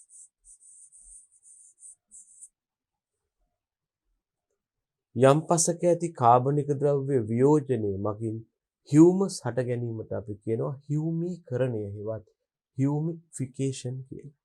මේක හානිදායී ක්‍රියාවක් වෙනවා. මොකද මේක හානිදායී නොවන ක්‍රියාවක් වෙනවා. මොකද මේ මගින් අපට හියුමස් කියන කාබනික පදාර්ථය ලබා ගන්න පුළුවන් වෙනවා. right. එතකොට දැන් O2 උපකලාපය කියලා කියන්නේ හියුමීකරණය වන කලාපය. මොකද පසට ලැබුණු කාබනික ද්‍රව්‍ය මේ කලාපයේදී හියුමස් බවට කාර්යක්ෂමව පත් වෙනවා. ඊළඟට හම්බ වෙනවා ඒ කලාපය. ඒ කලාපය කියලා කියන්නේ ද්‍රව්‍ය ඉවත් වීම නැත්නම් විශෝධනයට ලක් වුණු කලාපය වෙනවා. උපකලාප තුනක් තියෙනවා. උඩින් ආපු හියුමස් පස් එක්ක මිශ්‍ර වෙච්ච කලාපයක් තියෙනවා. ඒ කලාපයට ඇතුල් වන වතුර මගින් නැත්නම් ජලය මගින් ද්‍රව්‍ය සේදී ගිය කලාපයක් තියෙනවා. ඒක තමයි ඒ කලාපයේ ප්‍රමුඛ උපකලාපය වන ඒ දෙක කලාපය. ලැබෙන වර්ෂා ජලය මගින් ද්‍රව්‍ය සේදීමට ලක් වෙලා තියෙනවා. පෝෂක වලින් දුර්වලයි.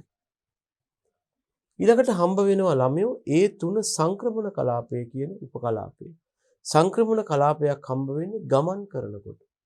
එක් ප්‍රධාන කලාපයකින් තවත් ප්‍රධාන කලාපයකට ගමන් කිරීමේදී මේ කලාප දෙකේම ලක්ෂණ සහිතව හමු වන කලාපයක් වේ.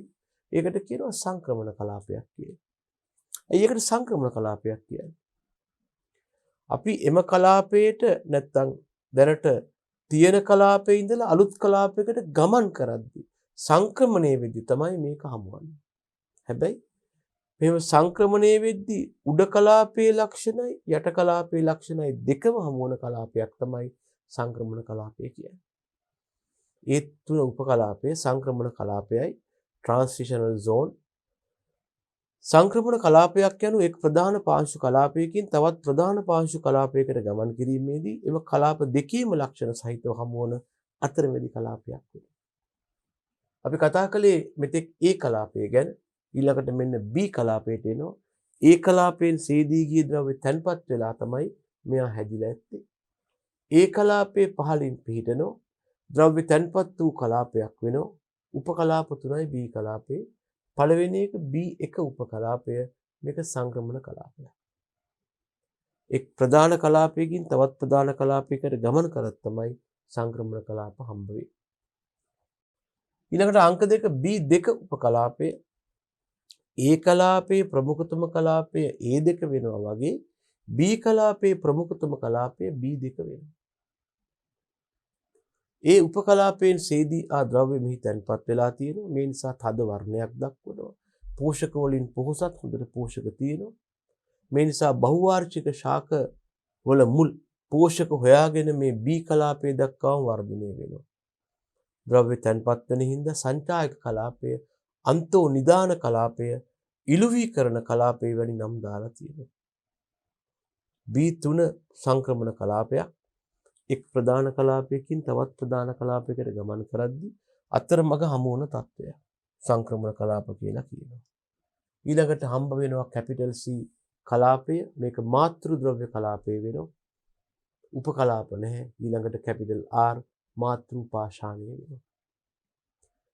අපිට පුළුවන්කමක් තියෙන්න ඕන දල වශයෙන් දර්ශීය පාංශු පැතිකඩක රූපයක් ඉදිරිපත් කරන්න පරිමාණයට ආදීනොයි පොඩ්ඩක් උත්සාහ කරලා බලමුද අපි.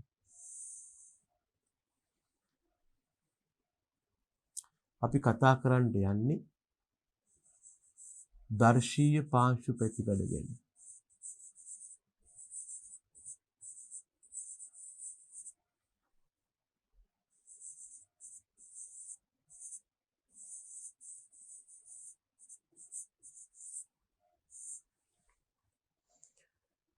ළමයි දර්ශීය පාංශු ප්‍රතිකඩ කියලා අපි කිව්වේ කිසියම් පසක තිබිය හැකි සියලුම කලාපයන්හිවත් ස්තර දක්වන පාංශු ප්‍රතිකඩ. මේකේ ප්‍රධාන කලාප 5ක් ගැන කතා කළා. මේ බලන්න ළමයි. ඒ කලාපය ඊට කලින් O කලාපය, A කලාපය, B කලාපය, C කලාපය, R කලාපය. O කලාපය කිව්වේ කාබනික ද්‍රව්‍ය තැන්පත් වීමෙන් සෑදුණු කලාපය. මේකේ උපකලාප දෙකක් තියෙනවා කිව්වා. මොනවද? O1 කලාපය හා O2 කලාපය. මේක තියෙන්නේ පසේ උඩින්මයි මේ විදිහට. මේකේ උපකලාප දෙකෙන් O1 කලාපය කියන්නේ පස වහගෙන හැදිලා තියෙන අතුරුණුව සහිත කලාපය.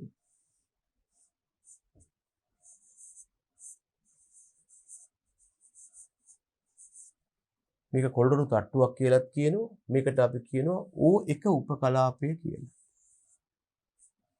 යම් පසක මෑත කාලේ හටගත් කොටස මේක ඒ විදිහටම කාබනික ද්‍රව්‍ය ආදිය දකින්න පුළුවන්.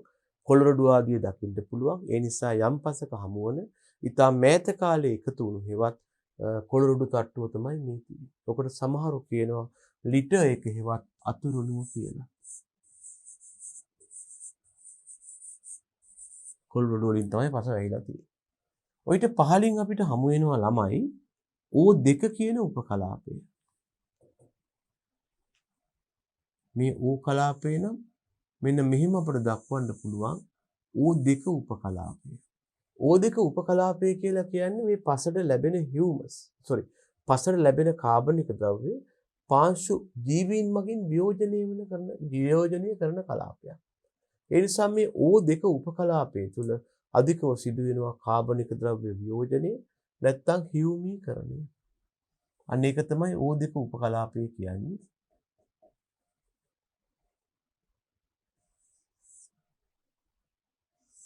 මේ දෙක එකතු වෙලා තමයි O කලාපය ගොඩ නැගෙන්නේ. O කලාපයේ උපකලාප දෙකයි O1 අතුරුණුව O2 කාබනික ද්‍රව්‍ය වියෝජනය වන කලාපය. ඊළඟට අපිට හම්බ වෙනවා කැපිටල් A කලාපය. කැපිටල් A කලාපයේ මදක් පුළුල් කලාපයක් වෙනවා. A කලාපයේ උපකලාප 3ක් තියෙනවා. පළවෙනි උපකලාපය තමයි එක් ප්‍රධාන පාංශු කලාපයකින් තවත් ප්‍රධාන පාංශු කලාපයක් වෙත ගමන් කිරීමේදී හමුවන කෙටි කලාපය. මේකට අපි කියනවා A1 උපකලාපය කියලා. මේක සංක්‍රමණ කලාපයක්. ඊළඟට හමු වෙන්නේ A කලාපයේ ප්‍රමුඛතම කලාපය. මේක ටිකක් වැඩි ඝනකමකින් යුක්ත වෙනවා. එතකොට මේක තමයි A කලාපයේ ප්‍රමුඛතම කලාපය. මේකට අපි කියනවා A2 කලාපය කියලා. පසට ඇතුල් වන වර්ෂා ජලය මගින් මේ A2 කලාපයේ තියෙන ද්‍රව්‍ය ඔක්කොම සේදී පහළ කලාප වලට ගමන් කරනවා. ඒ සමග A2 කලාපයේ පෝෂක වලින් දුර්වල වෙනවා. එහෙම වුණාම සාර්ථකව ඒ කලාපයේ භෝග වර්ධනයට අවශ්‍ය දේවල් නැහැ. ද්‍රව්‍ය සේදී යාමට ලක් වෙලා තියෙනවා මේ පසට ඇතුල් වන වර්ෂාවත් එක්ක. මම ඊළඟට යන්නේ කැපිටල් B කලාපයට. ඊට කලින් මට හමු වෙනවා A කලාපය හා B කලාපය කියන කලාප දෙකේම ලක්ෂණ තියෙන A3 කලාපය. මේක සංක්‍රමණ කලාපයක්. A2 කලාපයේ ද්‍රව්‍ය සේදී යාම නිසා ලා වර්ණයක් පෙන්වුම් කරනවා. ද්‍රව්‍ය සේදී ගිය කලාපය. එහෙම නැත්නම් විශෝධන කලාපය.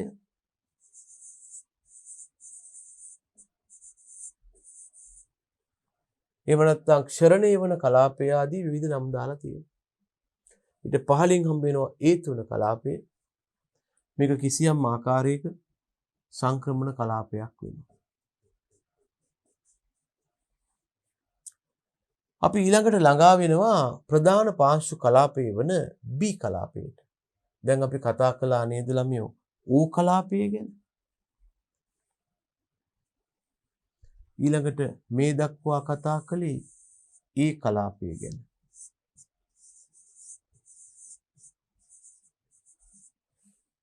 A කලාපයට පහළින් තියෙනවා ලැබෙන වර්ෂා ජලය නිසා සේදී ගිය ද්‍රව්‍ය තැන්පත් වූ කලාපයක්. පොදුවේ එම කලාපයේ ඝනකමින් වැඩි.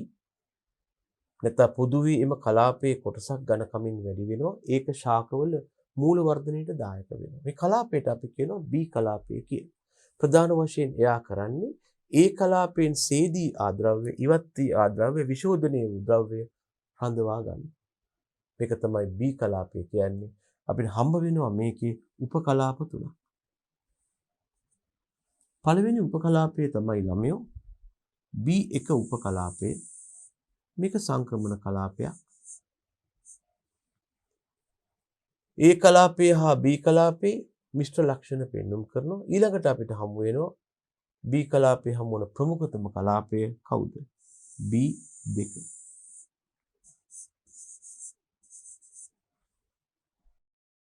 A2 කලාපයෙන් සේදී ආද්‍රව්‍ය තැන්පත් වෙන්නේ මේ B2 කලාපයේ.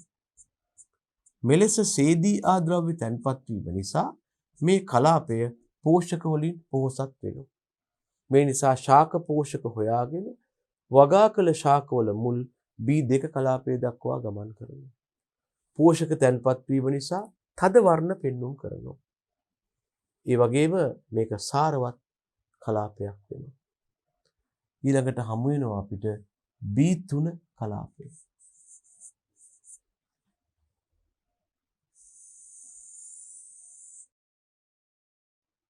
ළමයි මේක ඇවිල්ලා B කලාපයේ සංක්‍රමණ කලාපයක්. ඒ යටතේ අපි B කලාපයෙන් බැහැර වෙන්න යනකොට හමු වන ලක්ෂණයි තියෙන්නේ. අපි දැන් මෙතෙක් කතා කළා O1 O2 සහිත A කලාපය. ඊළඟට A1 A2 A3 සහිත B කලාපය. A කලාපය A1 A2 A3 සහිත A කලාපය. ඊළඟට B1 B2 B3 සහිත B කලාපය. ඊට පහළින් අපිට හමු වෙන්නේ මාතෘ පාෂාණය. එයාගේ නම් හැබැයි උපකලාප කතන්දරයක් නේ.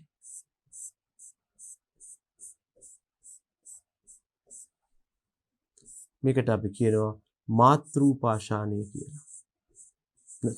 මාතෘ ද්‍රව්‍ය කියලා කියනවා. මෙයා ලැබෙන්නේ මේකට අපි 100 අකුරක් දානවා. මාතෘ ද්‍රව්‍ය ලැබෙන්නේ කොහොමද? මාතෘ පාෂාණයේ ජීර්ණය වීම.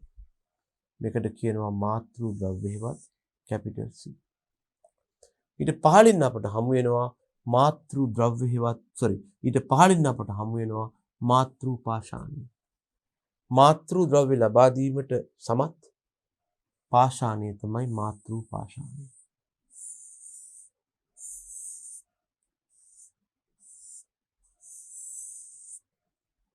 මේකට අපි කියනවා මාතෘ පාෂාණය කියලා.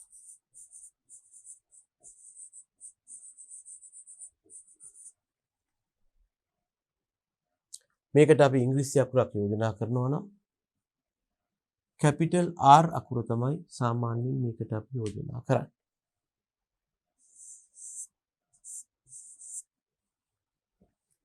අපි කතා කළේ දර්ශීය පාංශු පැතිකඩක් ගැනයි. කිසියම් පසක තිබිය හැකි සියලුම කලාපයන් සහිත පැතිකඩකට අපි කියනවා දර්ශීය පාංශු පැතිකඩක් කියලා. ස්වභාවික තෘණභූමි, ස්වභාවික වනාන්තර වැනි මිනිසාගේ බලපෑමට අවම ලක්ෂණ ලක් වූ ස්ථානවල තමයි මේ தત્ත්වය පවතින්නේ. මේ වගේ දර්ශීය පාංශු පැතිකඩක අපට හමු විය හැකි ප්‍රධාන කලාප අපි ඉදිරිපත් කළා. නැත්නම් කලාප අපිට දක්වන්න පුළුවන්. ඒ යටතේ හමු වෙනවා ප්‍රධාන කලාප පහක්. O කලාපය, A කලාපය, B කලාපය, C කලාපය, R කලාපය. O කලාපයේ කාබනික ද්‍රව්‍ය කලාපය පසට ලැබෙන කාබනික ද්‍රව්‍ය මගින් ඇති වෙන්නේ. මේකේ උපකලාප දෙකයි O1. ළඟදී පතිත වුණු අතුරුණුව නැත්නම් කොළ රොඩු තට්ටුව පසේ පැතිකඩක හමු වන වයසින් අඩුම කලාපය. ඒකට පහළින් තියෙනවා O2 උපකලාපය. මේ කොළ රොඩු හේවත් කාබනික ද්‍රව්‍ය වියෝජනය වන කලාපය, ජීර්ණය වන කලාපය, පැසෙමින් පවතින කලාපය, හියුමීකරණ කලාපය ආදී නම් දානවා O2ට. O1 හා O2 ආපුවාම O කලාපය අවසන් වෙනවා. අපි එනවා ඊළඟ ප්‍රධාන පාර්ශ්ව කලාපයට කැපිටල් A කලාපය. මේකට සමහරු කියනවා ද්‍රව්‍ය ඉවත් වූ කලාපය, විශෝධන කලාපය, අන්තෝනිදාන කියන ද්‍රව්‍ය තන්පත් වුණු ද්‍රව්‍ය ඉවත් වුණු කලාපය, විශෝධන කලාපය, ශරණ කලාපය ආදී නම් දාලා තියෙනවා. එහෙම නැත්නම් ඉංග්‍රීසියෙන් කියනවා මේ A2 කලාපයට ළමයෝ එළුවීකරණ කලාපය කියලා.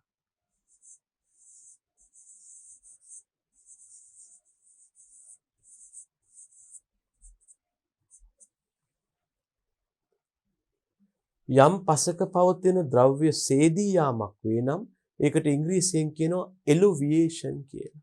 එලුවියේෂන් සිදුවන කලාපය එලුවීකරණ කලාපයයි. එහෙනම් A2 කියන්නේ එලුවීකරණ කලාපය. ඊළඟට හම්බ වෙනවා A3 උපකලාපය. අපි ප්‍රධාන A කලාපයෙන් ප්‍රධාන B කලාපයට සංක්‍රමණය වෙන්නේ ගමන් කරන්න යන්නේ. මෙහිදී අපිට මේ කලාප දෙකේම ලක්ෂණ සහිතව හමු වන පොදු කලාපයක් තමයි සංක්‍රමණ කලාපය කියන්නේ. ඊළඟට අපිට හමු වෙනවා ප්‍රධාන කලාපය B කලාපය. මේ තියෙන්නේ ඒක. මේ තියෙන්නේ ප්‍රධාන කලාපයක් වන B කලාපය.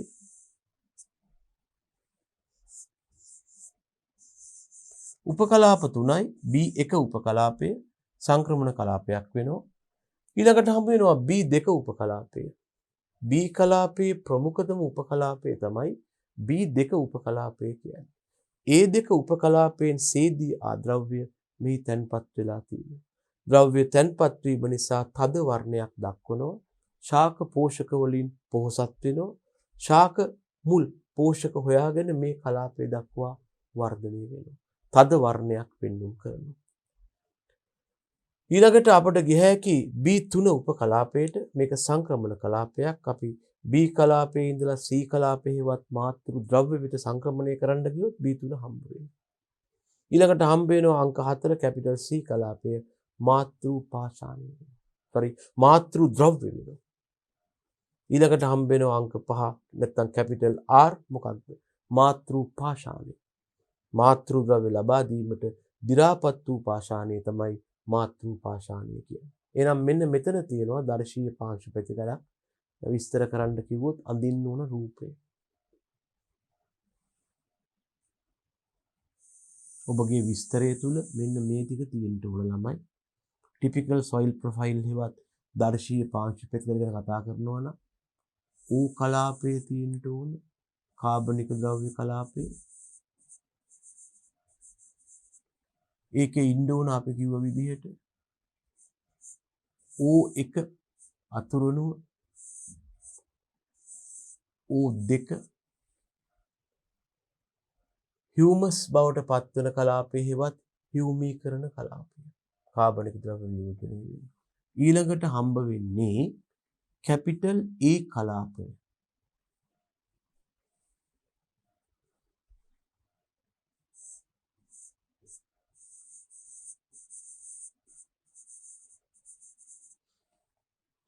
මොකද කැපිටල් A කලාපය ගැන කියන්නේ ද්‍රව්‍ය සේදී ගිය කලාපේ පසට ඇතුල් වන වර්ෂා ජලය මගින් ද්‍රව්‍ය සේදී යාමකට ලක් වෙලා තියෙනවා. හැබැයි උපකලාප නම් තුනක් තියෙනවා. A1 උපකලාපය, O2 කලාපයේ මගින් නිපදවන හියුමස් පස් සමග මිශ්‍ර වූ කලාපය. A2 ඒ කලාපයේ හමු වන ප්‍රමුඛතම උපකලාපය ලැබෙන වර්ෂා ජලය මගින් ද්‍රව්‍ය සේදී යාමකට ලක් වෙලා අඩු තද වර්ණයක් නැත්නම් ලා වර්ණයක් සහිත පෝෂක වලින් හිඟ කලාපයක් හමු වෙනවා. මේකට අපි කියනවා විශෝධන කලාපය කියලා. ඊළඟට A3 කවුද? සංක්‍රමණ කලාපයක්. අපි ඊළඟට B කලාපයට යන්නයි කල්පනා. ඊළඟට අපි එනවා ප්‍රධාන කලාපයක් B කලාපේ.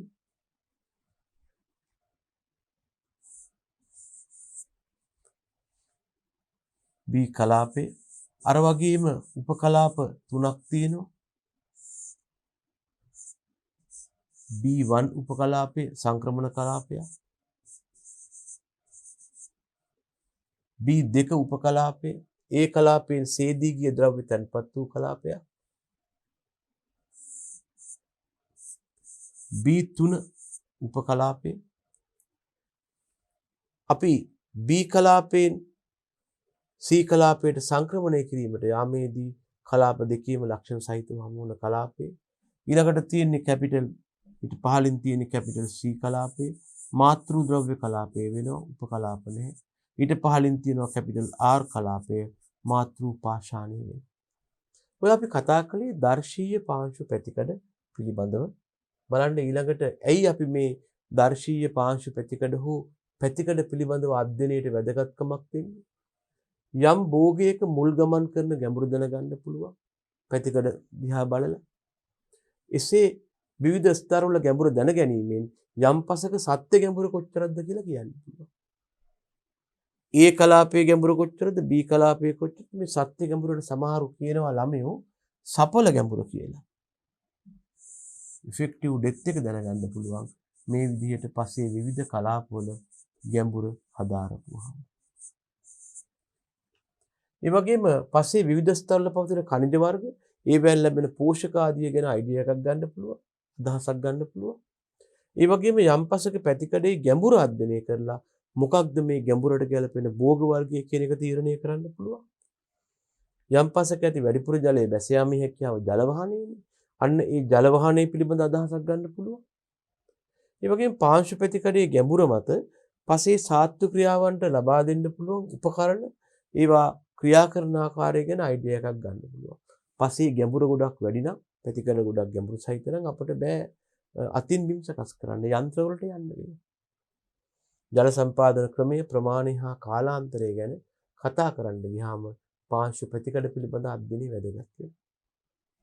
අහන්න පුළුවන් මොකද්ද පාංශු පැතිකඩ අධ්‍යයනයේ තියෙන වැදගත්කම කියලා. පාංශු පැතිකඩක තියෙන වැදගත්කම කියලා.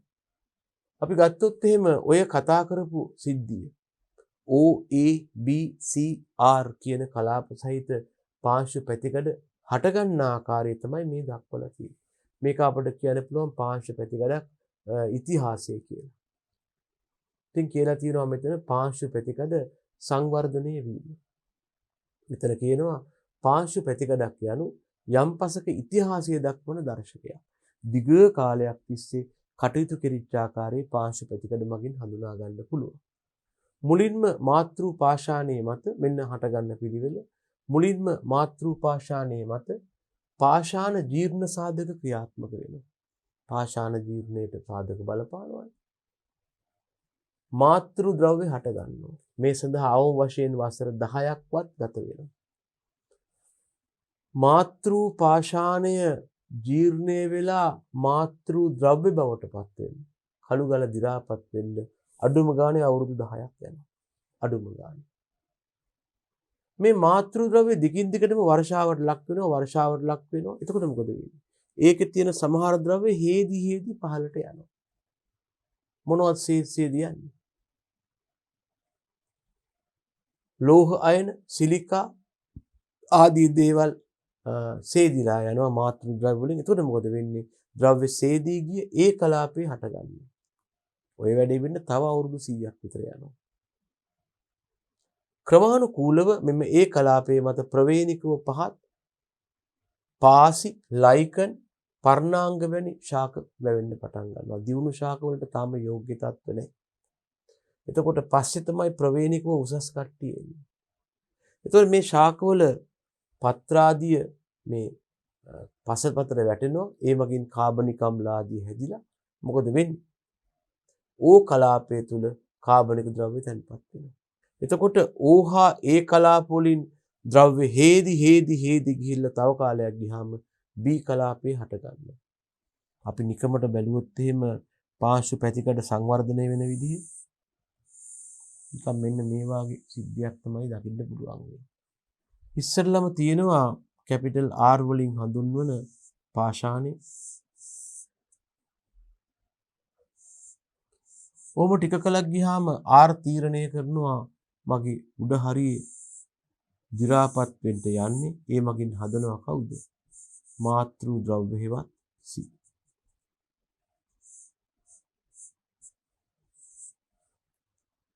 දැන් මේකේ කලාප දෙකක් තියෙනවා. මාතෘ ද්‍රව්‍ය තියෙනවා. කැපිටල් R කියන මාතෘ පාෂාණයේ තියෙනවා. තව කාලයක් යද්දි මොකද වෙන්නේ? මේ මාතෘ ද්‍රව්‍ය කලාපයට උඩ තියෙන කලාපයට වර්ෂාව මගින් ලැබිලා ද්‍රව්‍ය සේදී යාමක් වෙනවා. ඒ මගින් ද්‍රව්‍ය ගොඩක් සේදී ගිය ඒ කලාපේ හම්බ වෙනවා. ඊළඟට මාතෘ ද්‍රව්‍ය කලාපේ හම්බ වෙනවා. ඊළඟට තමයි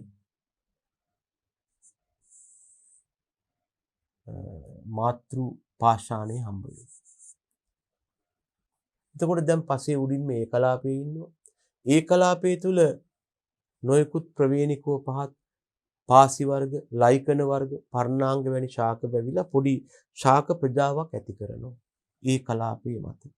ඒගොල්ල මගින් මොකද කරන්නේ?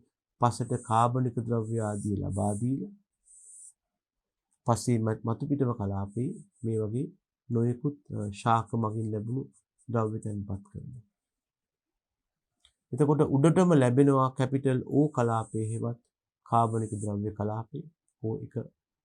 O1 කියන්නේ අතුරුණු, O2 කියන්නේ ද්‍රව්‍ය වියෝජනය වන කලාපේ. ඊළඟට A කලාපය ගැන අපි කිව්වා. ඊළඟට B කලාපය ගැන කිව්වා. C කලාපය, R කලාපය. එන යම් පසක පැතිකඩක් හට ගැනීමේ ක්‍රියා අනුපිළිවෙලක් දක්වන්න පුළුවන්. ඉස්සෙල්ලාම මාතෘ පාෂාණයේ හෙවත් R, ඒකෙන් මාතෘ ද්‍රව්‍ය හෙවත් C, ඒකෙන් උඩ තියෙන ද්‍රව්‍ය සේදී යාමෙන් A කලාපේ, එම ද්‍රව්‍ය පහළට විශෝධනය වෙනවා. ඒ ද්‍රව්‍ය ඉවත් වෙන ද්‍රව්‍ය තැන්පත් වෙලා B කලාපේ හැදෙනවා. ඔකට සමාන්තරව B කලාපේ හැදෙන්න ඉස්සෙල්ලා තව දෙයක් වෙනවා. මොකක්ද? A කලාපේ ඉහළ නොයෙකුත් ශාකාදී හට ගන්නවා. ඒ මගින් A කලාපයේ ඉහළ කාබනික ද්‍රව්‍ය ලැබෙන්න පටන් ගන්නවා. A කලාපයේ ප්‍රතිඵලය තමයි O කලාපයේ ඇති වෙනවා.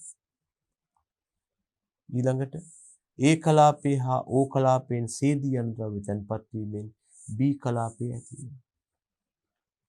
මෙන්න පාංශු පැතිකඩ වර්ධනය වීමේ අනුපිළිවෙල RCAOP. මේ දක්වලා තියෙන්නේ ඒ සිද්ධිය තමයි. R මාතෘ පාෂාණයේ තියෙන වසර 10ක් ගත වුණාම ඒකේ උඩ කොටස මාතෘ ද්‍රව්‍ය හැදෙනවා. තව වසර 100ක් ගියාම ද්‍රව්‍ය මාතෘ ද්‍රව්‍ය වල ද්‍රව්‍ය සේදී කියලා ඒ කලාපේ හැදෙනවා. තව වසර 1000ක් ගියාම ඒ කලාපයේ ඉහළ පාසි, පර්ණාංග, ලයිකන ආදී ලැබිලා O කලාපේ ලැබෙනවා. තව අවුරුදු 10000ක් ගියාම O හා ඒ කලාප වලින් සේදී වෙන ද්‍රව්‍ය තැන්පත් වෙලා B කලාපේ හැදෙනවා. එතකොට මේ අවස්ථාව තමයි පාංශු පැතිකඩක් කියන්නේ. අඩුම ගානේ මේක සංවර්ධනය වෙන්න වසර 10000ක්වත් යනවා. පසයටතේ හමු වන පළවන පාඩම මොකක්ද? පාංශු ජනනය හා දර්ශීය පාංශු පැතිකඩ සංවර්ධනය වීම. බොහොම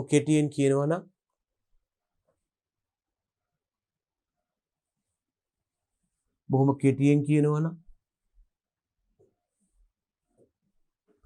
खनिज තිබුණා. මේ खनिज වල රසායනික සංයුතිය සහිතව පාෂාණ ඇති වුණා. සම්භවයේ මත පාෂාණ ආකාර තුනක් වුණා. ආග්නේය පාෂාණ, අවසාදිත පාෂාණ, විපරීත පාෂාණ. පාෂාණ ලක් වුණා පාෂාණ ජීර්ණේ නම් ක්‍රියාවට. පාෂාණ ජීර්ණේ මගින් පසක් බිහි කරන එක්කෙනා පසේ මව හෙවත් මාතෘ ද්‍රව්‍ය බිහි වුණා. පාෂාණ ජීර්ණය ප්‍රධාන ආකාර තුනකටයි බෙදුවේ. යම් පාෂාණයක රසායනික සංයුතිය නියතව තිබියදී ඒ භෞතිකව කැබලි වී යාම පාෂාණ භෞතික ජීර්ණය වුණා. පාෂාණ භෞතිකව කැබලි වූ ඒවා හෝ ආරම්භක පාෂාණය රසායනික සරලීකරණයට ලක්වීම පාෂාණ රසායනික ජීර්ණය වුණා. සිදුවන්නේ භෞතික හෝ රසායනික ජීර්ණයක්ම තමයි. නමුත් ජීවීන් මගින් කරනවා නම් පාෂාණ ජෛව ජීර්ණය වුණා. පාෂාණ භෞතික රසායනික හා ජෛවීය ජීර්ණයේ අවසානයේ අපට මාතෘ ද්‍රව්‍ය ලැබුණා. මේ මාතෘ ද්‍රව්‍ය නැත්නම් මූලික ද්‍රව්‍ය නැත්නම් රෙගෝලිතය පසක් බවට පත්වීමේ ක්‍රියාවට අපි කිව්වා පාංශු ජනනය කියලා. මේ ක්‍රියාවට අපි කිව්වා පාංශු ජනනය කියලා. එක පැත්තකින් අපි කිව්වා පාංශු ජනනය යටතේ එකතු වීම, ඉවත් වීම, පරිවර්තනය හා පරිසංක්‍රමණයක් වෙනවා. අනික් පැත්තෙන් අපි කතා කළා පාංශු ජනන ක්‍රියාවේ ගුණාත්මය හා ප්‍රමාණාත්මයට බලපාන සාධක. එහෙම නැත්නම් පාංශු ජනනය කිරී බලපාන සාධක පහක් හම්බ වුණා. මොනවද සාධක පහ? මාතෘ ද්‍රව්‍ය, කාලය, භූ විෂමතාව, දේශගුණ සාධක සහ ජෛව සාධක. මේකෙන් මාතෘ ද්‍රව්‍ය, කාලය හා භූ විෂමතාව අක්‍රිය සාධක වුණා. හැබැයි දේශගුණේ හා ජෛව සාධක සක්‍රිය සාධක වුණා. මේ තත්ත්වය අවසානයේදී අපට ලැබුණා කවුද? පාංශු පැතිකඩ. යම් පසක හමුවන විවිධ ස්තරෙහිවත් කලාප අධ්‍යයනය කිරීමට පසක පිළියෙල කළ සිරස් කඩකට අපි කිව්වා පාංශු පැතිකඩක් කියලා. පාංශු පැතිකඩක ප්‍රධාන කලාප පහක් අපි අත්දැක්කා. මොනවද මේ ප්‍රධාන කලාප පහ? O කලාපය, A කලාපය, B කලාපය, C කලාපය, R කලාපය. O කලාපයේ උපකලාප දෙකක් තිබුණා. අතුරුණු හෙවත් O1 කලාපය, වියෝජනයේ හෙවත් ජීර්ණය වන කලාපයේ හෙවත් O2 කලාපය. ළමයි මෙන්න මේකත් මම මෙතෙන්දි නිගමනට කියනවා. මේ O කලාපයට නැත්නම් O කලාපයේ හමුවන O1 කලාපය ඉස්සර කාලේ හැදින්වුවේ ඒ බිඳුව කලාපය කියලා. O1 කලාපයට ඒ බිඳුව කිව්වා, O2 කලාපයට ඒ බිඳුව කිව්වා. ඕක හැබැයි පැරණි වර්ගීකරණය. මොකද ඒ කාලේ O කලාපය කියලා එකක් තිබුණේ නැහැ. ඒ කලාපේම තමයි පස්සේ O කලාපේ බවට කොටසක්පත් උනේ. ඒ කාලේ ඒ කලාපේ කලාප පහක් තිබුණා. ඒ බිඳුව කලාපය, ඒ බිඳුව කලාපය, A1, A2, A3. ඒකෙන් ඒ බිඳුව හා ඒ බිඳුව වෙනව කඩලා අරගෙන organic matter zone එකේවත් organic කලාපේවත් O කලාපේ බවට පත් කළා. ඊළඟට හම්බ වුණා අපට ඒ කලාපය විශෝධන කලාපය, ද්‍රව්‍ය ඉවත් වූ කලාපය, පසට ඇතුල් වන ජලය මගින් වෙන්නේ. A1 හියුමස් පස් සමග මිශ්‍ර වූ කලාපය, A2 ඒ කලාපයේ ප්‍රමුඛතම කලාපය, ද්‍රව්‍ය සේදී ගිය කලාපය, A3 විශෝධන කලාපය, ද්‍රව්‍ය ඉවත් වූ කලාපය. A3 සංක්‍රමණ කලාපයක්. අපි A කලාපයෙන් B කලාපයට සංක්‍රමණය කරද්දී තමයි මේ සංක්‍රමණ කලාපය මුණ ගැසෙන්නේ. අපි ආවා B කලාපයට, ද්‍රව්‍ය තන්පත් වූ කලාපය, සංචායක කලාපය, අන්තෝනිදාන ස්තරය වැනි නම් තමයි දාලා තිබුණේ. උපකලාප තුනක් තිබ්බා. B1 සංක්‍රමණ කලාපේ, B2 ප්‍රධාන කලාපේ වුණා. A2 කලාපයෙන් සේදී ගිය ද්‍රව්‍ය තන්පත් වුණේ B2 කලාපයේ. B3 සංක්‍රමණ කලාපයක් වුණා. ළමයි මෙහිදී කැපිටල් C මාතෘ ද්‍රව්‍ය කලාපය උපකලාප හමුවන්නේ නැහැ. කැපිටල් R මාතෘ පාෂාණය උපකලාප හමුවන්නේ නැහැ. එතකොට අපි පාංශු ප්‍රතිකඩක් සංවර්ධනය වීමේදී අපට හමුවන අනුපිළිවෙලක් ගැන කතා කළා. මුලින්ම මාතෘ පාෂාණය ඇති වෙනවා. ඒකෙන් පසු කාලීනව මාතෘ ද්‍රව්‍ය හට ගන්නවා. ඒකෙන් පසු කාලීනව ද්‍රව්‍ය සේදී ගිය මතු පිටක් සහිත ඒ කලාපේ හට ගන්නවා. ඒ කලාපයේ තුල ශාකාදී වැවීමෙන් ඒ කලාපයේ උඩට O කලාපය එනවා. O කලාපයෙන් හා ඒ කලාපයෙන් සේදී ගිය ද්‍රව්‍ය තන්පත් වෙලා B කලාපේ හට ගන්නවා. මෙන්න පාංශු පැතිකඩ සංවර්ධනය වීමේ අනුපිළිවෙල. එතකොට අපි ඊට අමතරව කතා කරලා තියෙනවා මෙන්න මේ ටික. මේ කතන්දර වලින් තමයි අපගේ පාංශු විද්‍යාව යටතේ හමු වන පළවන ඒකකය මොකක්ද? පාංශු ජනනය හා දර්ශීය පාංශු ප්‍රතිකඩ පිළිබඳව අපි සාකච්ඡා කළේ. එහෙනම් අපි අපේ පළවෙනි පාඩම සාකච්ඡා කළා. පස යටතේ සාකච්ඡාව නිමා කරනවා. මෙබඳුම ඒකකයක් යටතේ නැත්නම් මෙබඳු ඊළඟ පාඩම අංක 2 පාඩම යටතේ හමු වීමට බලාපොරොත්තු වෙනවා. එහෙනම් ආයිබෝවන්.